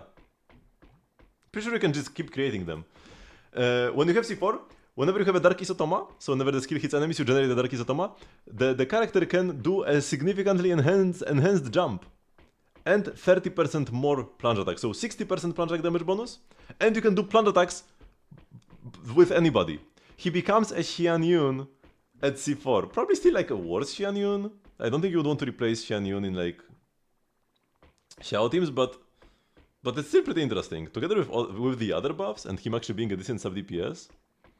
What do you build him? Just defense. Like, you don't change the build at all. You can you either play Tenacity to buff your DPS slightly more, or you play Golden Troop. His damage might be good enough that Golden Troop is worth it. Because he doubles, like, one of his talents is deal double damage compared to what he used to. And then C6. The Seminal Best instance will enjoy the damage increase effect granted for max stacks of Fatal Reckoning, which was from C2, which is 120% defense. Whatever, more damage. Nobody cares about C6. These are the Mana buffs that we have already taken a look at, and yeah, this checks out, right? Yeah, 80 EM. Guaranteed charges, yep. For Mana it's only the cons, but she's a standard character, so that's fine. For Venti... Oh, this is the new talent that they skipped for the other characters. You wouldn't, I mean...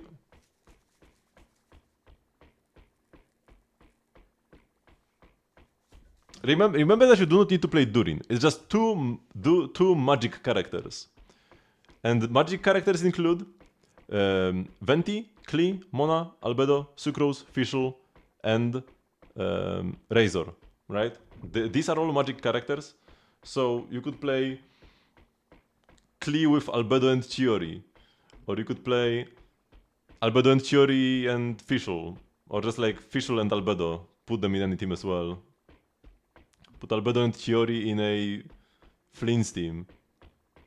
Sorry, Albedo and Fischl. Albedo, Fischl, Aino, Flynn's? Doesn't sound like the worst team ever. You get Crystallized Shields for sustain.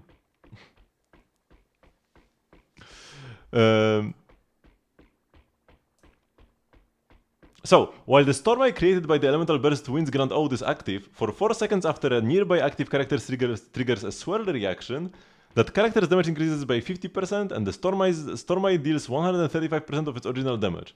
Venting can trigger this effect even when off field. So, essentially, he deals extra damage with his swirls. Also, he's actually gonna be a good support for Mizuki. Yeah, this is a Mizuki Stonks? Or no, this is damage bonus. But whenever you swirl, the Stormeye deals extra damage, and Venti gives himself damage bonus. Yeah, he's kinda becoming an Anemo DPS support now. He's a support for Anemo DPSs. Because when an active character triggers swirl, so you need to have an on-fielder who swirls. Venti can trigger this off-field, so he buffs himself always, and then anybody who is on-field. So, Wanderer, upcoming Varka. This is probably mostly for Varka, to be honest. In the future, maybe you play Venti and Durin. Venti, Durin, Varka, and Faruzan, something like that. So it's pretty interesting. He's like opposite Kazuha. Kazuha doesn't buff Anemo characters. Venti explicitly buffs only Anemo characters with this passive, and deals more damage himself. That's interesting, that's pretty interesting. And then his buffs. So,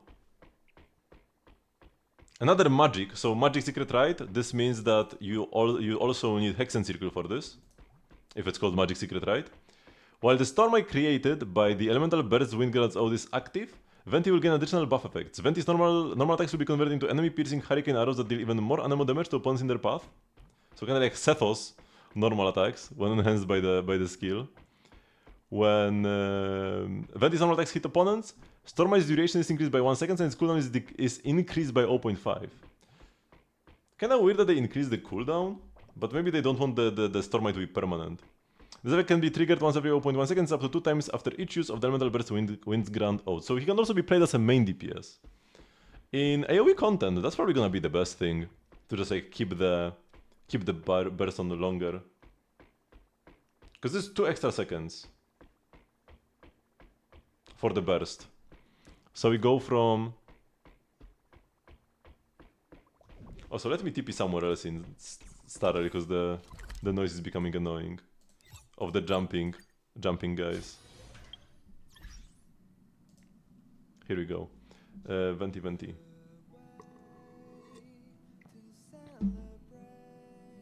Here we go. So normally the burst lasts for 8 seconds. That's actually longer than I thought. And now it lasts for 10, but 16 seconds cooldown. Kinda whatever with the cooldown.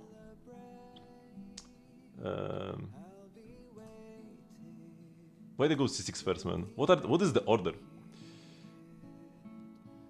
Oh yeah, and these are the scalings. Hurricane Arrow 250% of normal attack damage. So it's Anemo instead of being physical. And then it deals 2.5 times the damage multiplicatively. Attack speed Venti? No, but like 0.5, like the effect is 1 second extra and 0.5 seconds extra cooldown. Up to 2 times. So 2 seconds extra duration, 1 second extra cooldown.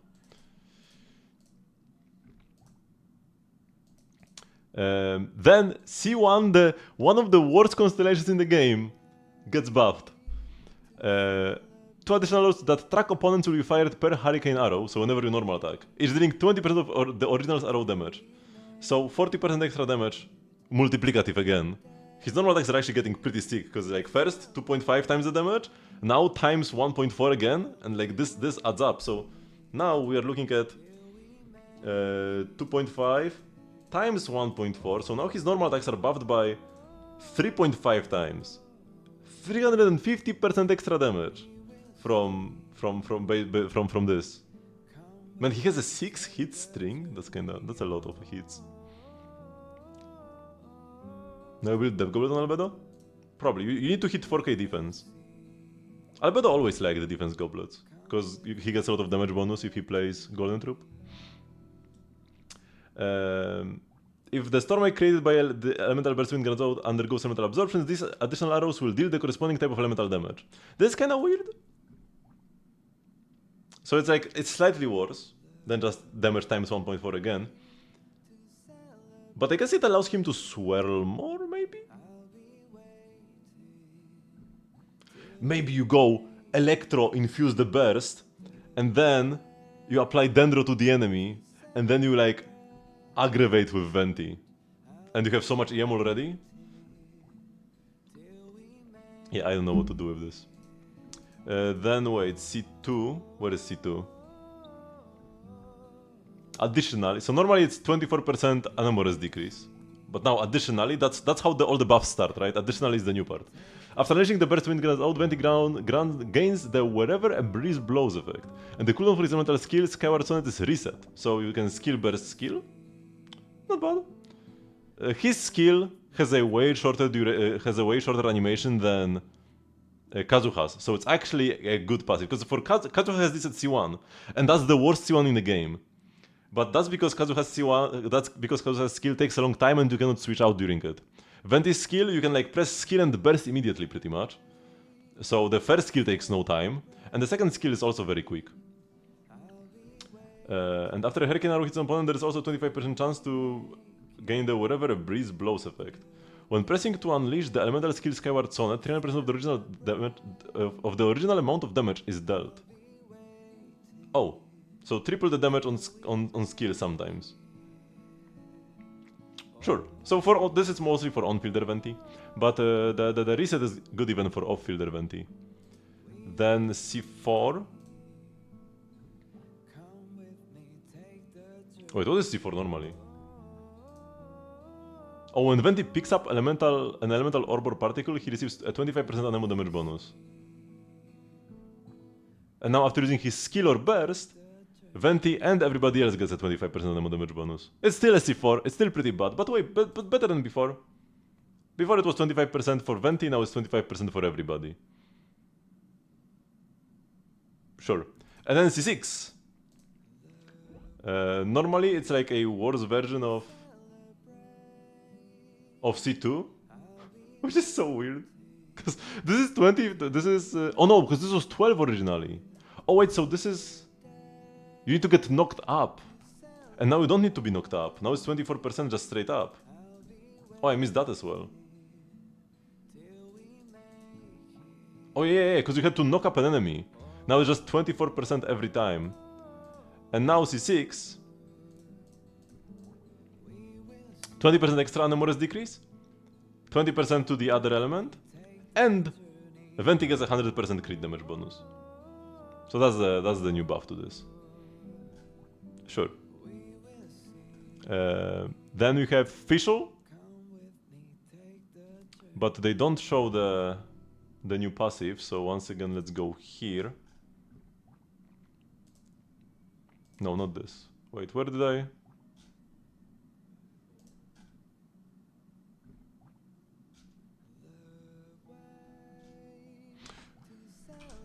What is the Fischl buff? Here. So, Fischl, when Oz is on the field, so if you have two magic characters in your team, that's how it's called in game. If Oz is on the field, if you trigger an overload, Fischl gives herself and the on-fielder 22.5% attack. If you trigger an Electro Charge or Lunar Charge, she gives 90 EM instead to herself and whoever is on the field. And if you have C6, so this we can see here.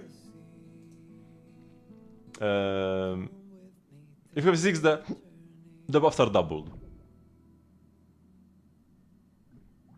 This constellation already had additionally in its text, so now they cannot say additionally again.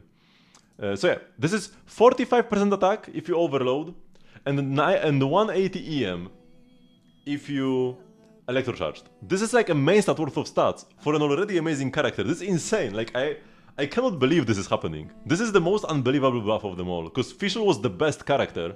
Out of everybody who's getting buffed, Fischl was the best.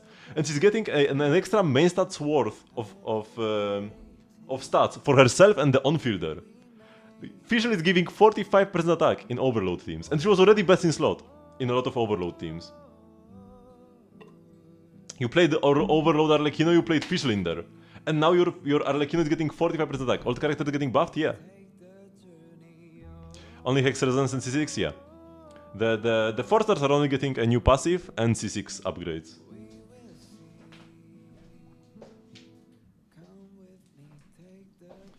The 5 stars are getting extra upgrades along the way. Which makes sense.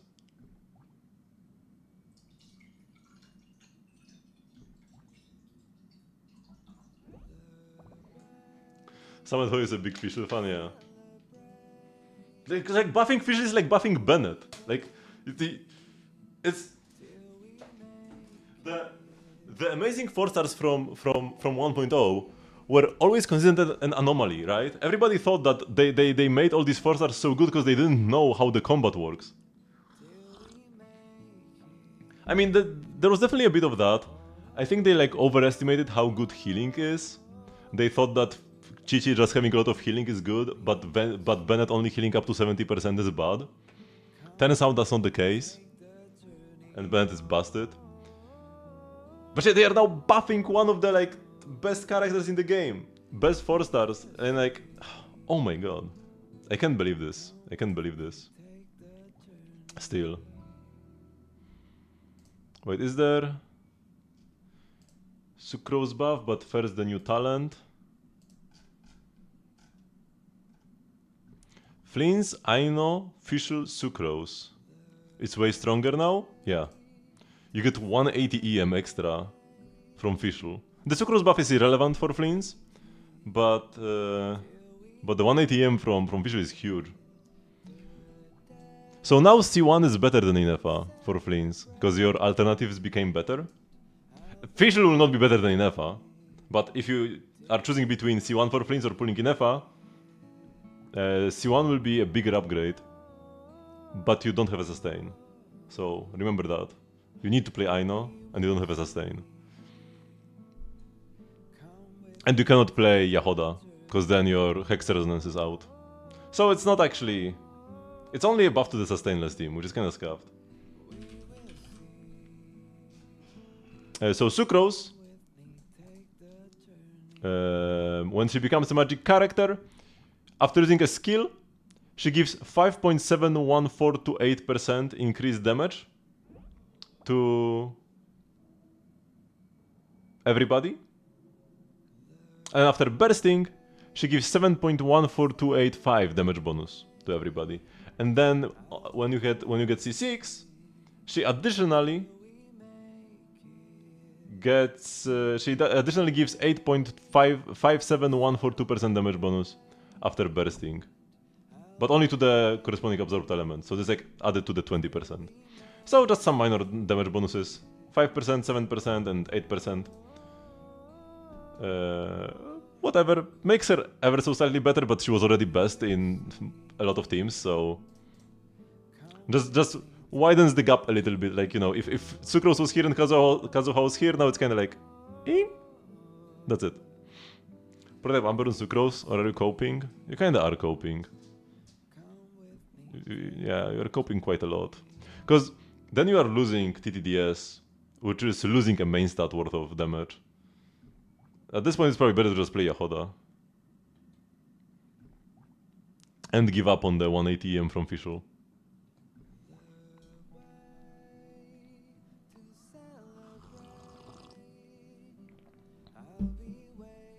What else is there? There is Klee. Wait, is there? There is no Klee UI thingy. But we have Klee buffs here. So first, the new talent. When Klee's skill, burst or normal attacks hit enemies, she gains 1 stack of Boom Boom enhancement, with each stack existing independently, lasting 20 seconds. So each has a separate cooldown. What does Ehoda do? She gives 100 EM, heals, and gives 50 crit value to not Clay characters. And can wield Allergy, because she's a bow character. Very solid. 50 crit value at C6. I mean, yeah, but we are everybody is pulling C2 plus Durin, so everybody will get C6 C6 Yehoda as well, while pulling for Durin, obviously. When Klee has 1, 2, or 3 stacks of Boom Boom enhancement, her charge attack enhanced by explosive sparks deals up to 50% extra damage, and this should be multiplicative. Her charge attacks are already pretty decent, so that's nice, and you should be able to stack it super quickly. So this is just 50% more damage. Okay, only have C3 and after you see the but like the you got super lucky on that banner, no? Or did you just get super unlucky with Inos? Okay, and then her explosive gift gets buffed. Let me open the old Klee.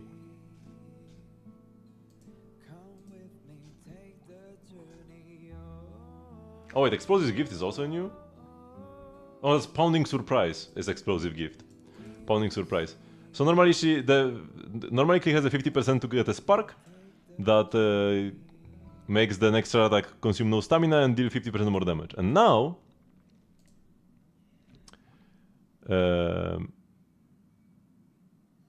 you can get up to 3 sparks. And skilling or bursting gives you guaranteed sparks, and you can get up to 3. And then you still have the effect where they don't consume stamina. But yeah, now you can pretty much almost every single charge attack you do will have a spark. Because sometimes, like, if you got a spark and you didn't use it, you couldn't get another one. And now you can get up to 3, so you can just keep spamming the enhanced charge attacks, and they are enhanced even more. It's 50% from this, 50% from this. Then Maestria Arcana, so this would be Sparkling Burst, right? Or no, this is like another passive? This is pretty big. Like, this might actually be slightly, not even a buff, but it's like a quality of life buff. Because this means we will not have to play her like a Setos.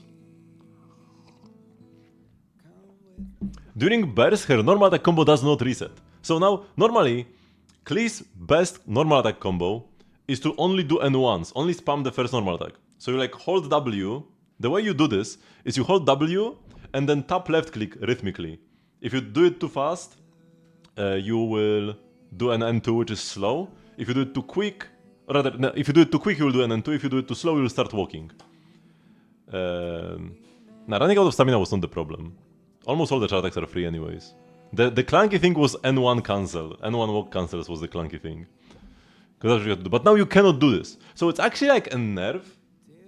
Because N1 walk cancels were better. But she's still better. Overall, like way better. And because you cannot do the walk cancels, you won't have to do them for max damage. So for sweaty players who over optimize, that's a quality of life buff. And her third normal attack consumes 1 spark to summon a cooperative charged attack. So her third normal attack will fire an automatic charge attack if you have an explosive spark from her passive, right? So you don't even need to press the charge attack, it will just press itself if you do three normals. But you do need a spark, so it's like, yeah, still nice. And then cons get buffed. C1 gives 60% extra attack to Klee. Pretty much perma. Because normally it was like a slight, it was like a, sometimes it would summon a little extra pyro thingy that will shoot, mess up your auras. And yeah, now 60% attack, it's actually a con that is worth going for if you want to play DPS Klee. And C2, way more reliable now. So normally it's when this is already a great con. This is why I played Klee in Dire. So whenever the Jumpty Dumpty traps hit enemies, 23% reduced defense, but now her skill as well. Wait, no? Wait, this is the same. I thought it says charge attack. I thought it said charge attack. Okay, it's the same. Oh no, it was only mines. Okay, yeah, it was only mines. And now it's the skill itself as well and the mines. Okay, minor buff. A bit more reliable. I thought it said char attack though. Then it would be perma. It's almost perma. So if you space it well, it's perma. Nice, nice. Then... Ooh. I didn't even read this before properly. So her C4 is when she right now it's when she switches when her burst ends. But wait, originally it was if Klee leaves the field during the duration of Spark and Splash, her departure triggers an explosion that deals 555% of her attack as pyro damage. So you need to switch out before the burst ended. But now, even if the burst ends if you are on field, she will do an explosion. And it will deal double damage if she's on field. So if you wait out the burst, if you don't use her as a quick swap character, burst and switch, because with C4 what you want to do is burst and switch, pretty much, to deal the damage faster. But now if you stay on field, it's double the damage from this explosion. You cannot react this way, ever, because you apply way too much pyro, but it's still nice. Not bad. And then C3 normally is 3 energy every 3 seconds to the party during bursts. So she's kind of like a mini Raiden. And then 10% pyro damage bonus for everybody when bursting. Now, the energy and the team-wide buff is still the same, but Klee gets 50% extra. Or is it? Yeah, it's extra 50%. So she gets 60% pyro damage bonus in total. So, she gets double the damage from C4 if you have that, 60% damage bonus from C6, 60% attack from C1. And she activates all the passives with Durin, so you can play Klee Durin. Actually, you would play Fischl anyways. Yeah, I guess you can play like Arlecchino as well. I wonder in a Durin overload team. So like one of the strongest cores in the game right now will be Durin, Chevreuse, Fischl. Because Fischl gives 45% attack, Chevreuse gives 40. Durin's kit, actually wait, I haven't seen Durin's kit yet. Do we even have Durin's kit?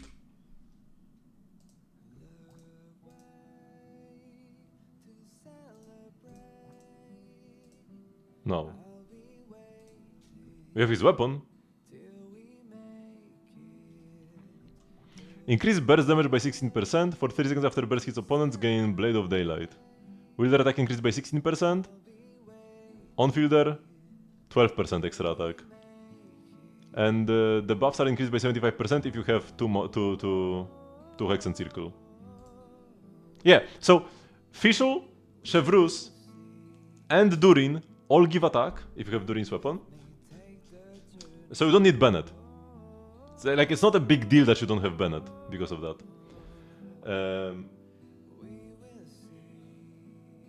So yeah. The strongest core in the game is gonna be, or like one of the strongest cores in the game is gonna be Chevreuse, Fischl, Durin. And then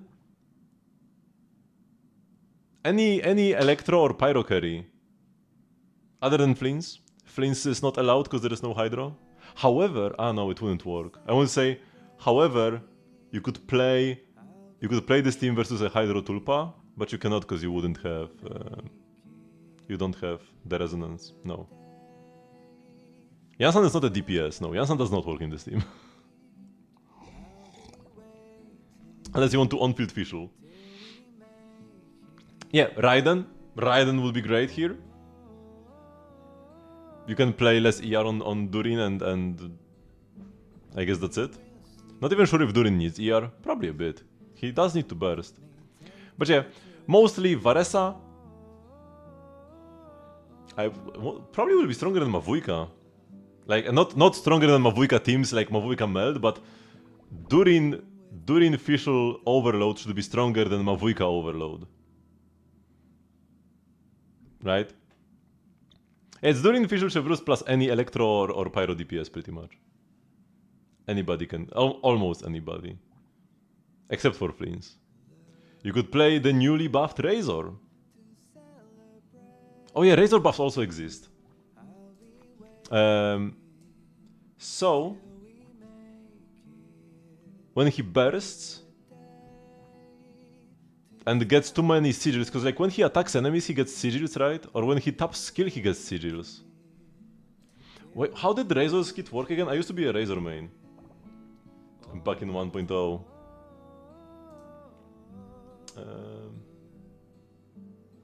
So when pressing the skill he gets a sigil. Does he get extra sigils from like a constellation?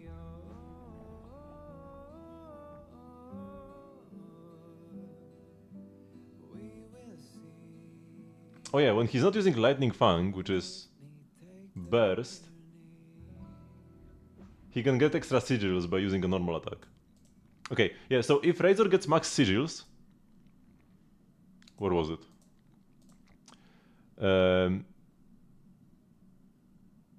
Deals extra electro damage and restores extra energy to himself. Sure. Not too major, just a bit of extra application. However, on C6 he's getting another buff. Now he gets 3 sigils instead of 1 every time he gets any. So now when you press your skill, like if you have 3 sigils and you press your skill, he will trigger this 3 times. I'm pretty sure. Or actually it says that most once every second, maybe not. But it will be very easy to trigger it once. And he gets 70 crit value. That's not bad. That's definitely not bad.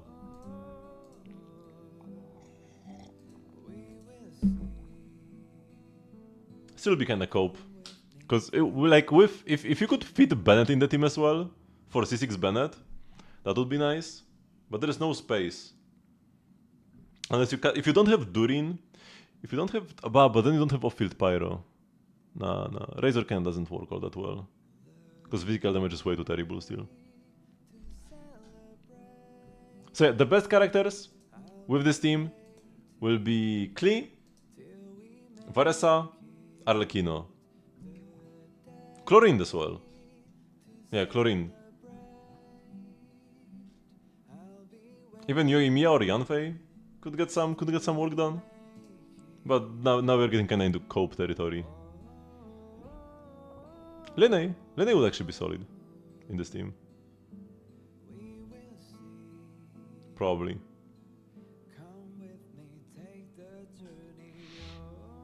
So I'm super excited for this. I'm super excited. I might even, if I get lucky on Durin, I would even want to go for a Venti constellation. How good is Itto and Xiao? Itto is not doing well at all. I guess he got a slide buff with Shilonen. You can play Itto Shilonen and then like some wheelchair. Durin Fischl? Durin Fischl Itto Shilonen. Or you could play Yelan Furina Itto Shilonen or something. Like some off-fielders to carry you. You cannot play Goro if you play Shilonen because you cannot have 3 Geo. You can only have 2. So like he's better than he used to be with this duo, but mostly just like he wants to get carried by his off-fielders. Oh yeah, Inefa Aino could be like a duo on off-field, or like Inefa Yelan or something. But yeah, he mostly just looking to get carried by his teammates. Xiao is actually doing fairly well for a 1.0, for a 1.3 DPS. He did just get a new artifact set. The plunging set for Varessa. And like Furina, Xianyun, Faruzan is a decent team. He's probably gonna get buffed by Venti. Venti is now an Anemo support. So Xiao Venti might be a thing. We have to wait and see though. Also like C4 Albedo Xiao. But yeah, Xiao is doing like relatively fine for such an early character. Yeah, like like if this goes well, if the reception is positive and the numbers are positive on like on Hoyo's bank accounts, after this patch they are definitely doing this for other regions as well. We already have this for Not Cry with the moon sign, so all the new characters already have this built-in mechanic. Skrek kinda had this for just like Cryo Hydro and Escoffier, the duo. Now they're adding this to Mondstadt characters, and then, you know, Liyue is next up. Adeptus tag. Catching will be left out. Oh, you know what's funny? We are getting the buff for Mondstadt characters, and like, Fischl and Sucrose are getting buffed, which are two of the best characters in the game. Eula is left in the dust. Good thing I'm not a Eula fan, man. I would be so mad. If I was a Eula fan and not a Klee fan, I would be so mad, because the worst Mondstadt character is not getting buffed. We are buffing the like arguably second best Mondstadt character after Bennett. She might be the second best Mondstadt character.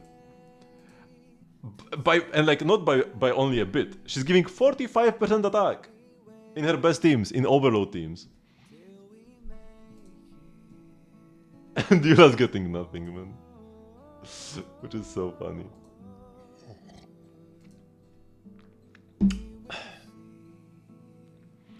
One bit of first. Now, like it's mostly they probably just wanted to stick to the lore. Now, Razor getting included is definitely stretching it, but maybe they'll do some story quest about this. Like Razor is the only character who's a stretch. Because Venti has always cooperated with the... Or like, not always, but Venti has cooperated with the witches before.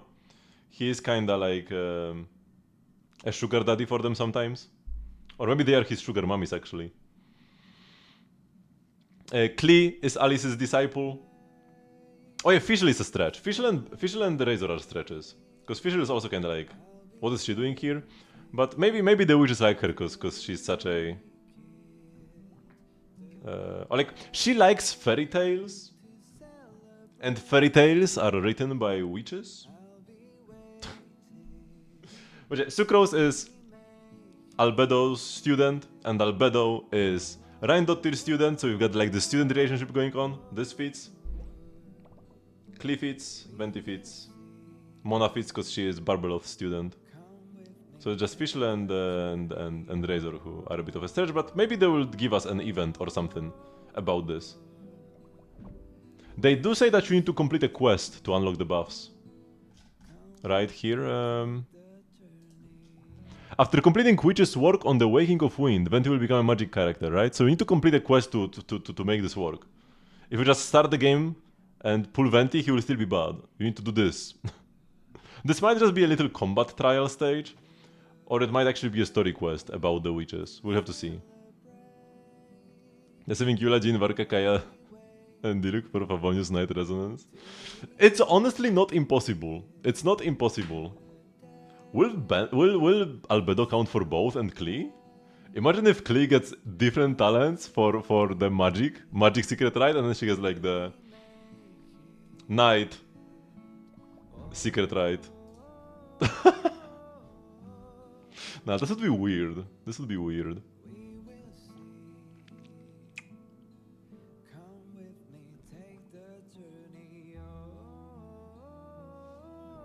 Min-maxing the factions. But then Klee and Albedo are both factions already. Like, they are two Magi, and they are two Knights. So that kinda goes crazy. We are playing TFT now. I like this. If there are enough characters with the tags, then it's nice. Because if we only had Durin, Albedo, and Klee with the tag, for example, or only Durin and the two witches that are gonna come out soon. If those were the only characters with the Hex and Circle tag, that would feel pretty bad. But because they're even adding some 4-stars, and some good 4-stars, Fischl, Sucrose, and Razor. I mean, Razor is kinda... Razor is Razor. But Sucrose, Fischl, right? And a standard 5-star? This sounds amazing, man. I would not believe somebody if they told me that Fischl is gonna get buffed like this. And Mona. Mona buffs are huge, man.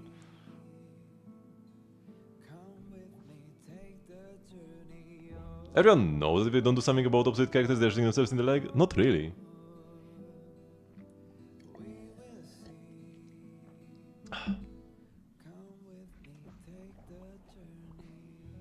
Nobody would have expected them to buff Mona.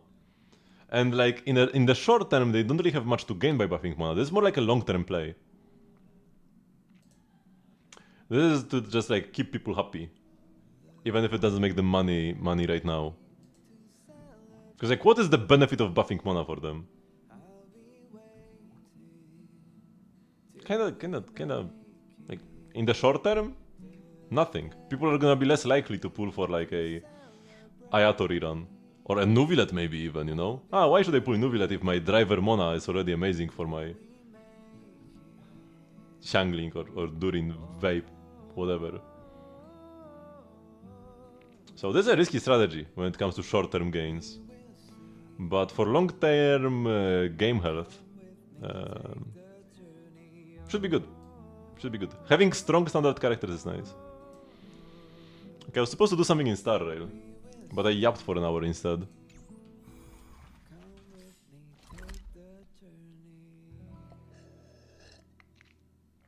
I'm kinda hoping Kaya gets just like a new form, although with all the buffs right now, I mean, Star Rail and Zenless also do character buffs, but they, at the same time, they do new versions of old characters. For Kaya, I really want a 5-star version of him that's totally different.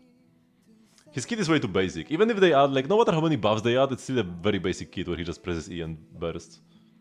They could add an infusion to his attacks, but it's not that much, you know? We need something with like an oomph, you know?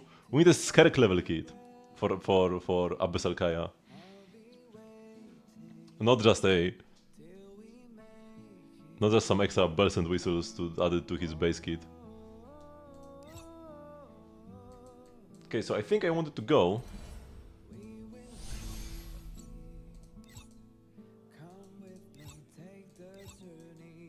What is the tree? Here. I have to go here, and this goes through here. Bam. You got a quest? Even? Oh no, I want to say screw your quest, but it activated itself. Okay, I don't want to read this, I talked too much already.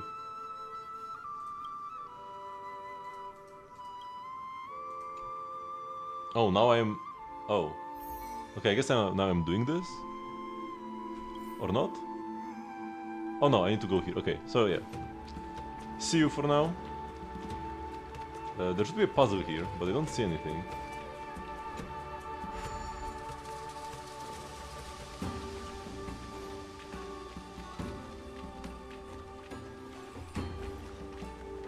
Cool music in this area, by the way.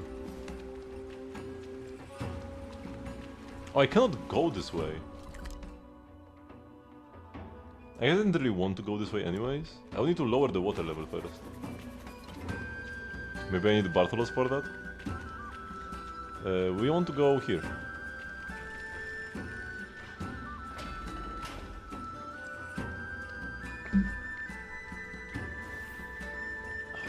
Oh, readable.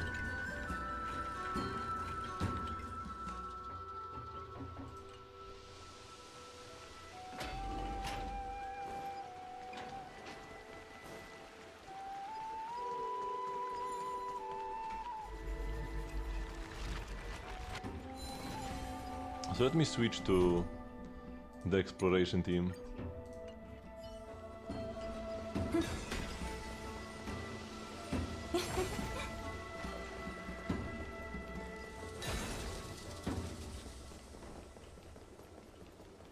And then now I can go this way.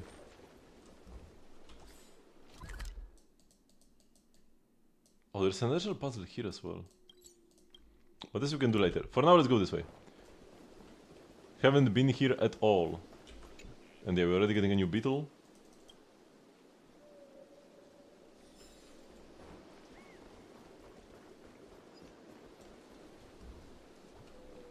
And extra puzzles here. The enemies are facing away from the road.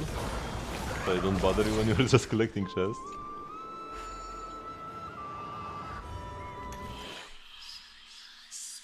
Okay.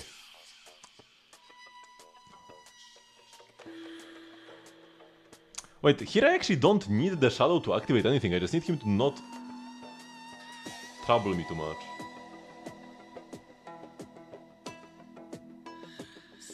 Interesting.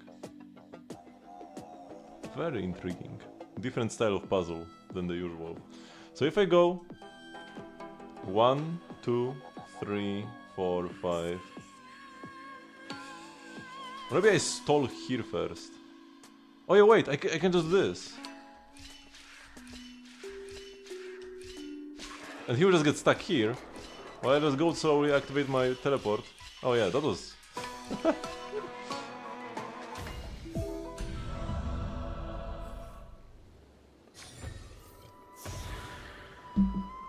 The quest itself is the reward, the experience of doing the quest. Yeah, almost forgot to grab this chest. 探せば見返りはある。 No beetles here?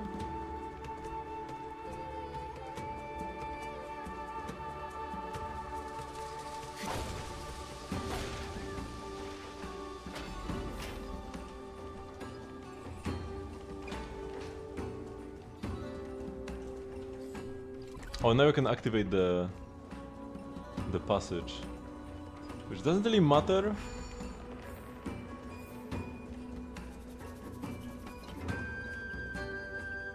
But sure, it's a thing. Now we got a shortcut.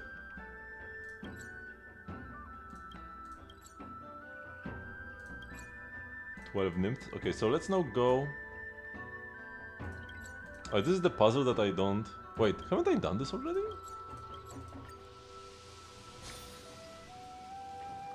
Oh, because there's no goat, I need to...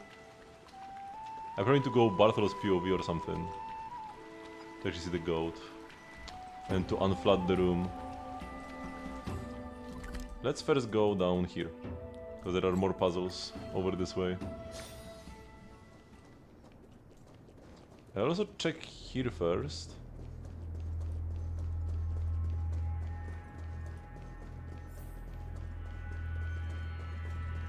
Damn, that's a pretty sick view.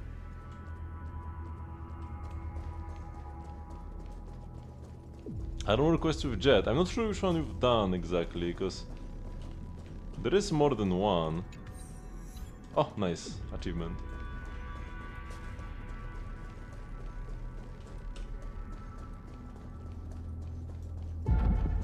This is why you should also play Umamos. But what do you mean by this? What is this? And I'm not gonna play this no matter what. It will be the most goated game of all time, I'm not gonna play this.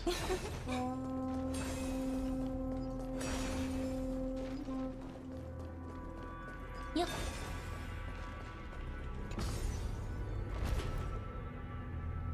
Oh, you're saying you're talking to Molonek.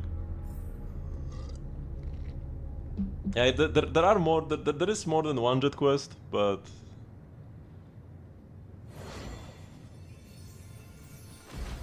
I'm not sure which if it's the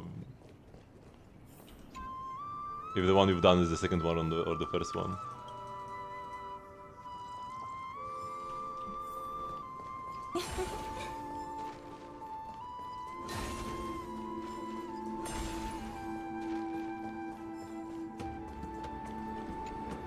Yeah, wall quests are some of the best parts of Genshin.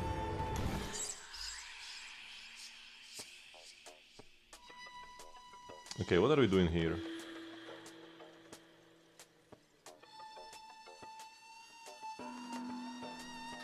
I am not going on the teleporter, that's for sure. I need to get him to step on the yellow button.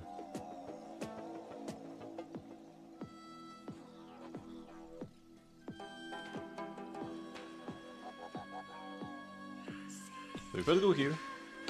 What's up with the teleporter though?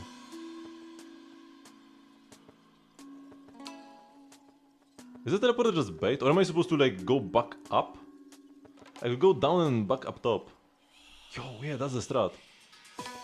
Is it? Wait, because how do I make him go down actually? Wait, what?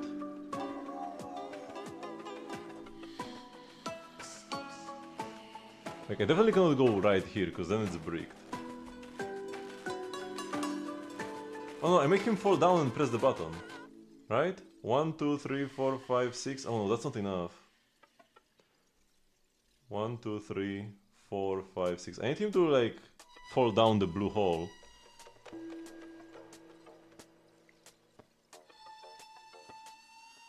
But if I just go... I just go like this, and then try to TP back up. Oh yeah, that's the strat, Now he steps on the button, I step on the button, like I fall down, and now I step for the button so that he can fall down. And now he steps for the button. Oh, that was so cool actually. A very lovely puzzle. これだけ I really like the golden escape いらない rules. からあげるね Lore.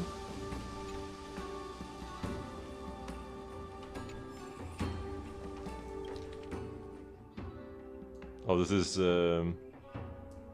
Dan Hank's billionaire weight.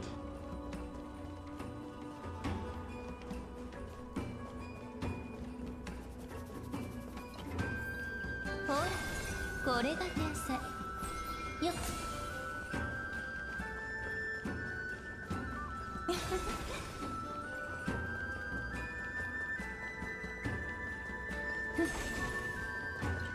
Oh, there is something in there.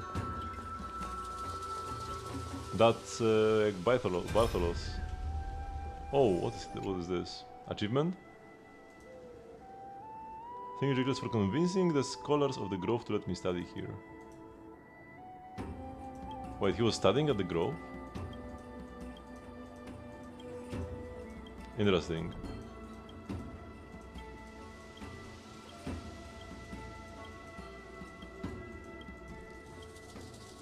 That's a lot of dialogue.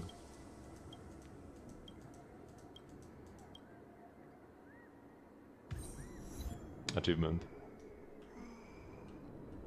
That's so pitiful and miserable? Not really. I mean, his existence is kinda sad, sure. But he's fine with it.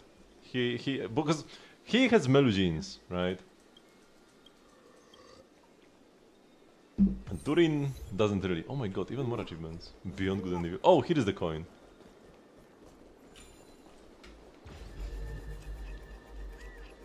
The difference between Turin and Elnas is that Elnas has Melu genes. He has babies. Who are living a good life.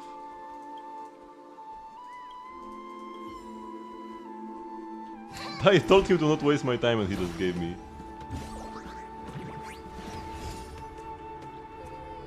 Oh, I can go into here. Can I do something else here? Oh, we're getting the pigs again. Oh my god, so many pigs.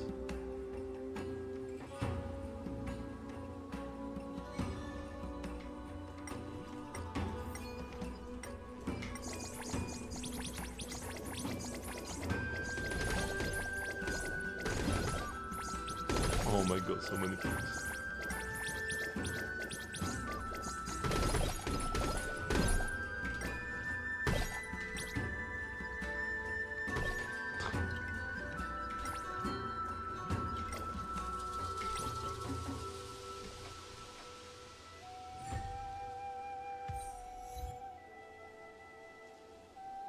Let's take a billion achievements.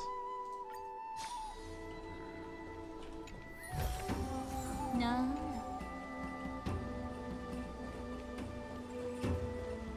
Oh, another nymph.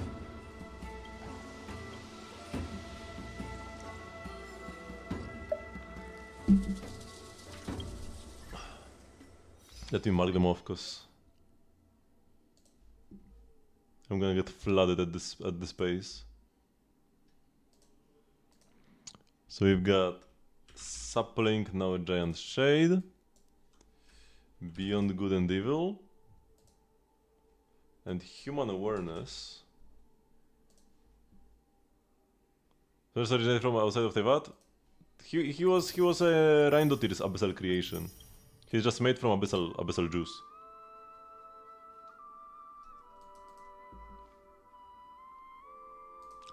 So I mean, all abyssal energy is kinda from beyond Tevat. But it's not like he was a creature. It's not like he was a creature from beyond brought into Tevat, like the whale.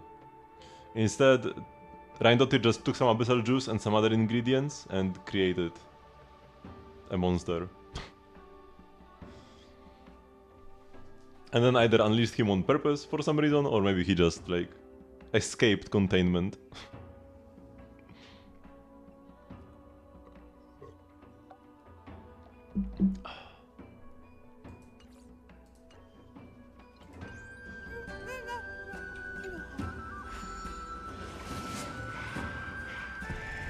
I think the Genshin story is good? Yeah, I really like the Genshin story. Oh, I've never gone through here. Star Rail versus Genshin. 出題者は誰？やり直し。I would pick Genshin overall. Star Rail has very low lows. And the presentation is much worse as well, on average. Star Rail has like very high highs. There are some like super peak scenes with amazing music and build up and stuff like that. But sometimes it's just pointless yapping for hours upon hours upon hours. One conversation in Star Rail can drag on more than an entire quest in Genshin. Genshin is more dynamic, has better presentation. Character movements and whatever are more dynamic. The world is more interesting because you can explore it as well. More like you can explore the world more. Here it's just like, oh, cool hole. I cannot go there. I can just look at it. Can't jump, can't climb, can nothing. Invisible wall. And like you might say, okay, this doesn't have much to do with the story, but it does a lot for the overall feel of the region and stuff like that, right? Actually, having a world you can explore fully does also enhance the story.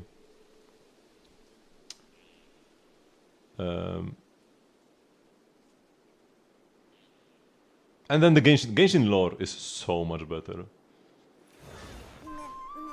In Star Rail, the lore is too spread out. The world is like, the universe is like infinite, and we get crumbs about like worlds that may not even exist anymore. And like, it's very hard to get all too invested into the overall lore, because so much of it is just so far away. In Genshin we also get stuff that's like from far past or something, but it still has, everything has a tangible impact on the world right now as it is. In Star Rail, no, there are things that are absolutely irrelevant. And also, for me, what kind of killed my enjoyment with Star Rail's lore is Pela. So, it's like a, you could say minor mess up they did, but the fact that they haven't addressed it to this day kind of just like shows me that they don't care. So, Pela is a character who is like a, she works in Belobog as like a intelligence officer or something. And we had the lore in 1.0 about how she used to be in a band with Serval and also Kokolia, who is Bronia's adoptive mother. So this puts her at like 30-ish. We had some like other events and whatever. We knew that this took place more than 10 years ago. So she must have already been like in late teens, early 20s, back when she was in a band. 10 years have passed, so now she must be like 30. But then, when they released Lynx, in Lynx's story quest, Lynx says that on this day 16 years ago, Pela was born, aka this is her 16th birthday, is what Pela said. And this makes absolutely no sense, because now Pela was like at most 6 when she was in a band, and it probably even lines up better if she was like in her mother's womb at the time that she played in a band with Serval and Kokolia. So, like, you might think it's minor, but it just shows me that they don't care about stuff like that. If they don't care about the details, why should I care about the details, right? The cool parts of being invested into the world's lore is trying to find like little things in even artifact descriptions or whatever, and trying to connect and to connect it to a greater story. And then we get like these payoffs after years, like Enjo? Wait, what was his name again? Enjo, right? The Abyssal guy. Him being the Lava Walker. It's like, oh my god! Yeah, Enjo. Yeah. Recently we learned that Enjo is the Lava Walker, and Lava Walker was a character who was brought up in 1.0 in an artifact set. But in Star Rail I can't get excited for somebody mentioned in a 1.0 artifact set, cause if you dig too deep, you find contradictions that make the story not work at all. Like the entire Belobog timeline is cooked beyond repair because Pella is 16 and it doesn't make any sense with how she relates to other characters in the game. And like the Link's quest was probably written by like an intern or something, but like they shouldn't have released it. Like somebody must have seen it and seen that it makes no sense, right? Nobody stopped them. Nobody cared. So this little issue from like all the way back in like 1.4 really killed my enjoyment with Star Rail's lore. 1.4 is when the honeymoon period with Star Rail ended for me. And from 1.4 all the way to like 3.2, I would say that Star Rail was pretty bad when it comes to like the story and lore. With some better moments here and there, but overall pretty bad. Since 3.3 it's gotten way better. If I forget about Pella being a thing, if we assume she doesn't exist, the rest of the lore and story is pretty nice. And the hype moments are like beyond anything else. And if you're somebody who doesn't care about the minute details all that much, it would be even better. Like the entire story would feel even better to you than it did to me.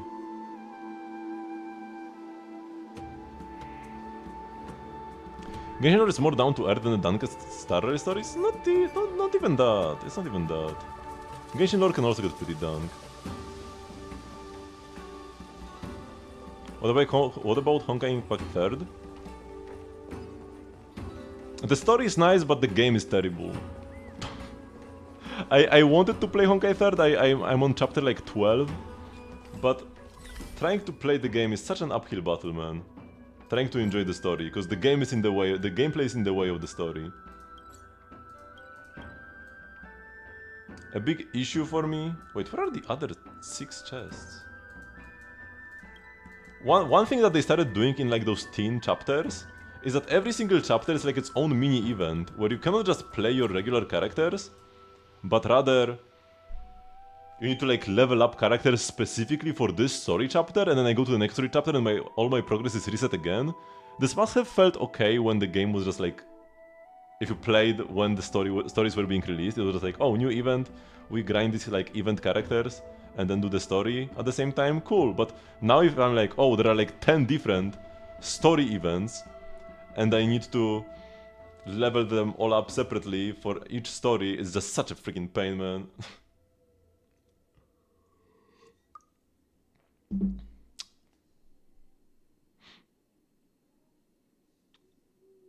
Is Lava Walker related to the Genshin Lava Walker artifact set? I mean, yeah, that's all we knew about the Lava Walker. When I talked about the Lava Walker 1.0 info, I meant the Lava Walker artifact set. And recently we learned that Enjo is the Lava Walker. Maybe a bit of a spoiler, if you haven't done World Quest in Easy Breeze Holiday Resort.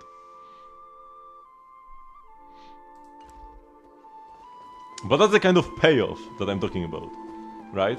In Star Rail we suddenly learned that Pella was playing in a band while in her mother's womb. In Genshin we learned that like a beloved character was also this mysterious person that has been teased for a long time and we didn't know much about. Also, we haven't done the best part of the quest yet. Nice. No, I didn't want to destroy it. Yeah, the best Genshin stories are in the world quests. For sure. The Archon quests aren't bad either, but the world quests are where it's at. They are allowed to cook more when compared to Archon quests, which have to be like kept simpler. And they go for like more safe storytelling.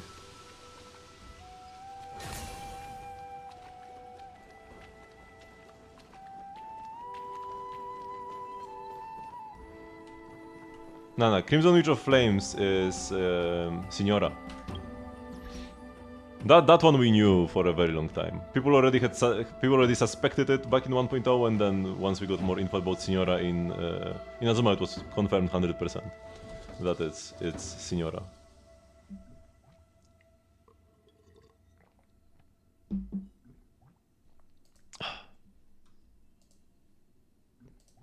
Okay, I've actually yapped way more than I thought I would with all the Genshin buff. Most of the Star Rail stream was talking about Genshin buffs, but yeah, if there is something interesting to talk about, even if it's about another Hoyo game, we can yap about anything. So make sure to not miss any streams. If you are like, oh, Star Rail stream, let's not come because it's a boring game. No, because we might yap about something interesting. So, thank you very much for watching, but this will be the end of the stream for today. Tomorrow we are getting Genshin Luna 2, which is insane that it came this quickly. Like, I have so many games that I'm playing right now that I'm enjoying. I played Silksong before, now Pokemon ZA, and like, oh my god. I'm just like, there's not enough time for anything. And because I'm gonna be playing Genshin for the entire day tomorrow, I won't have much time for Pokemon, which is a bit of a shame. Genshin is the priority for sure. But it's a bit of a shame. I need to get some playtime at work. So yeah, let's find somebody to raid. So early stream, 5 PM CST, which is 6 hours before now. Regular streams are 3 hours before now.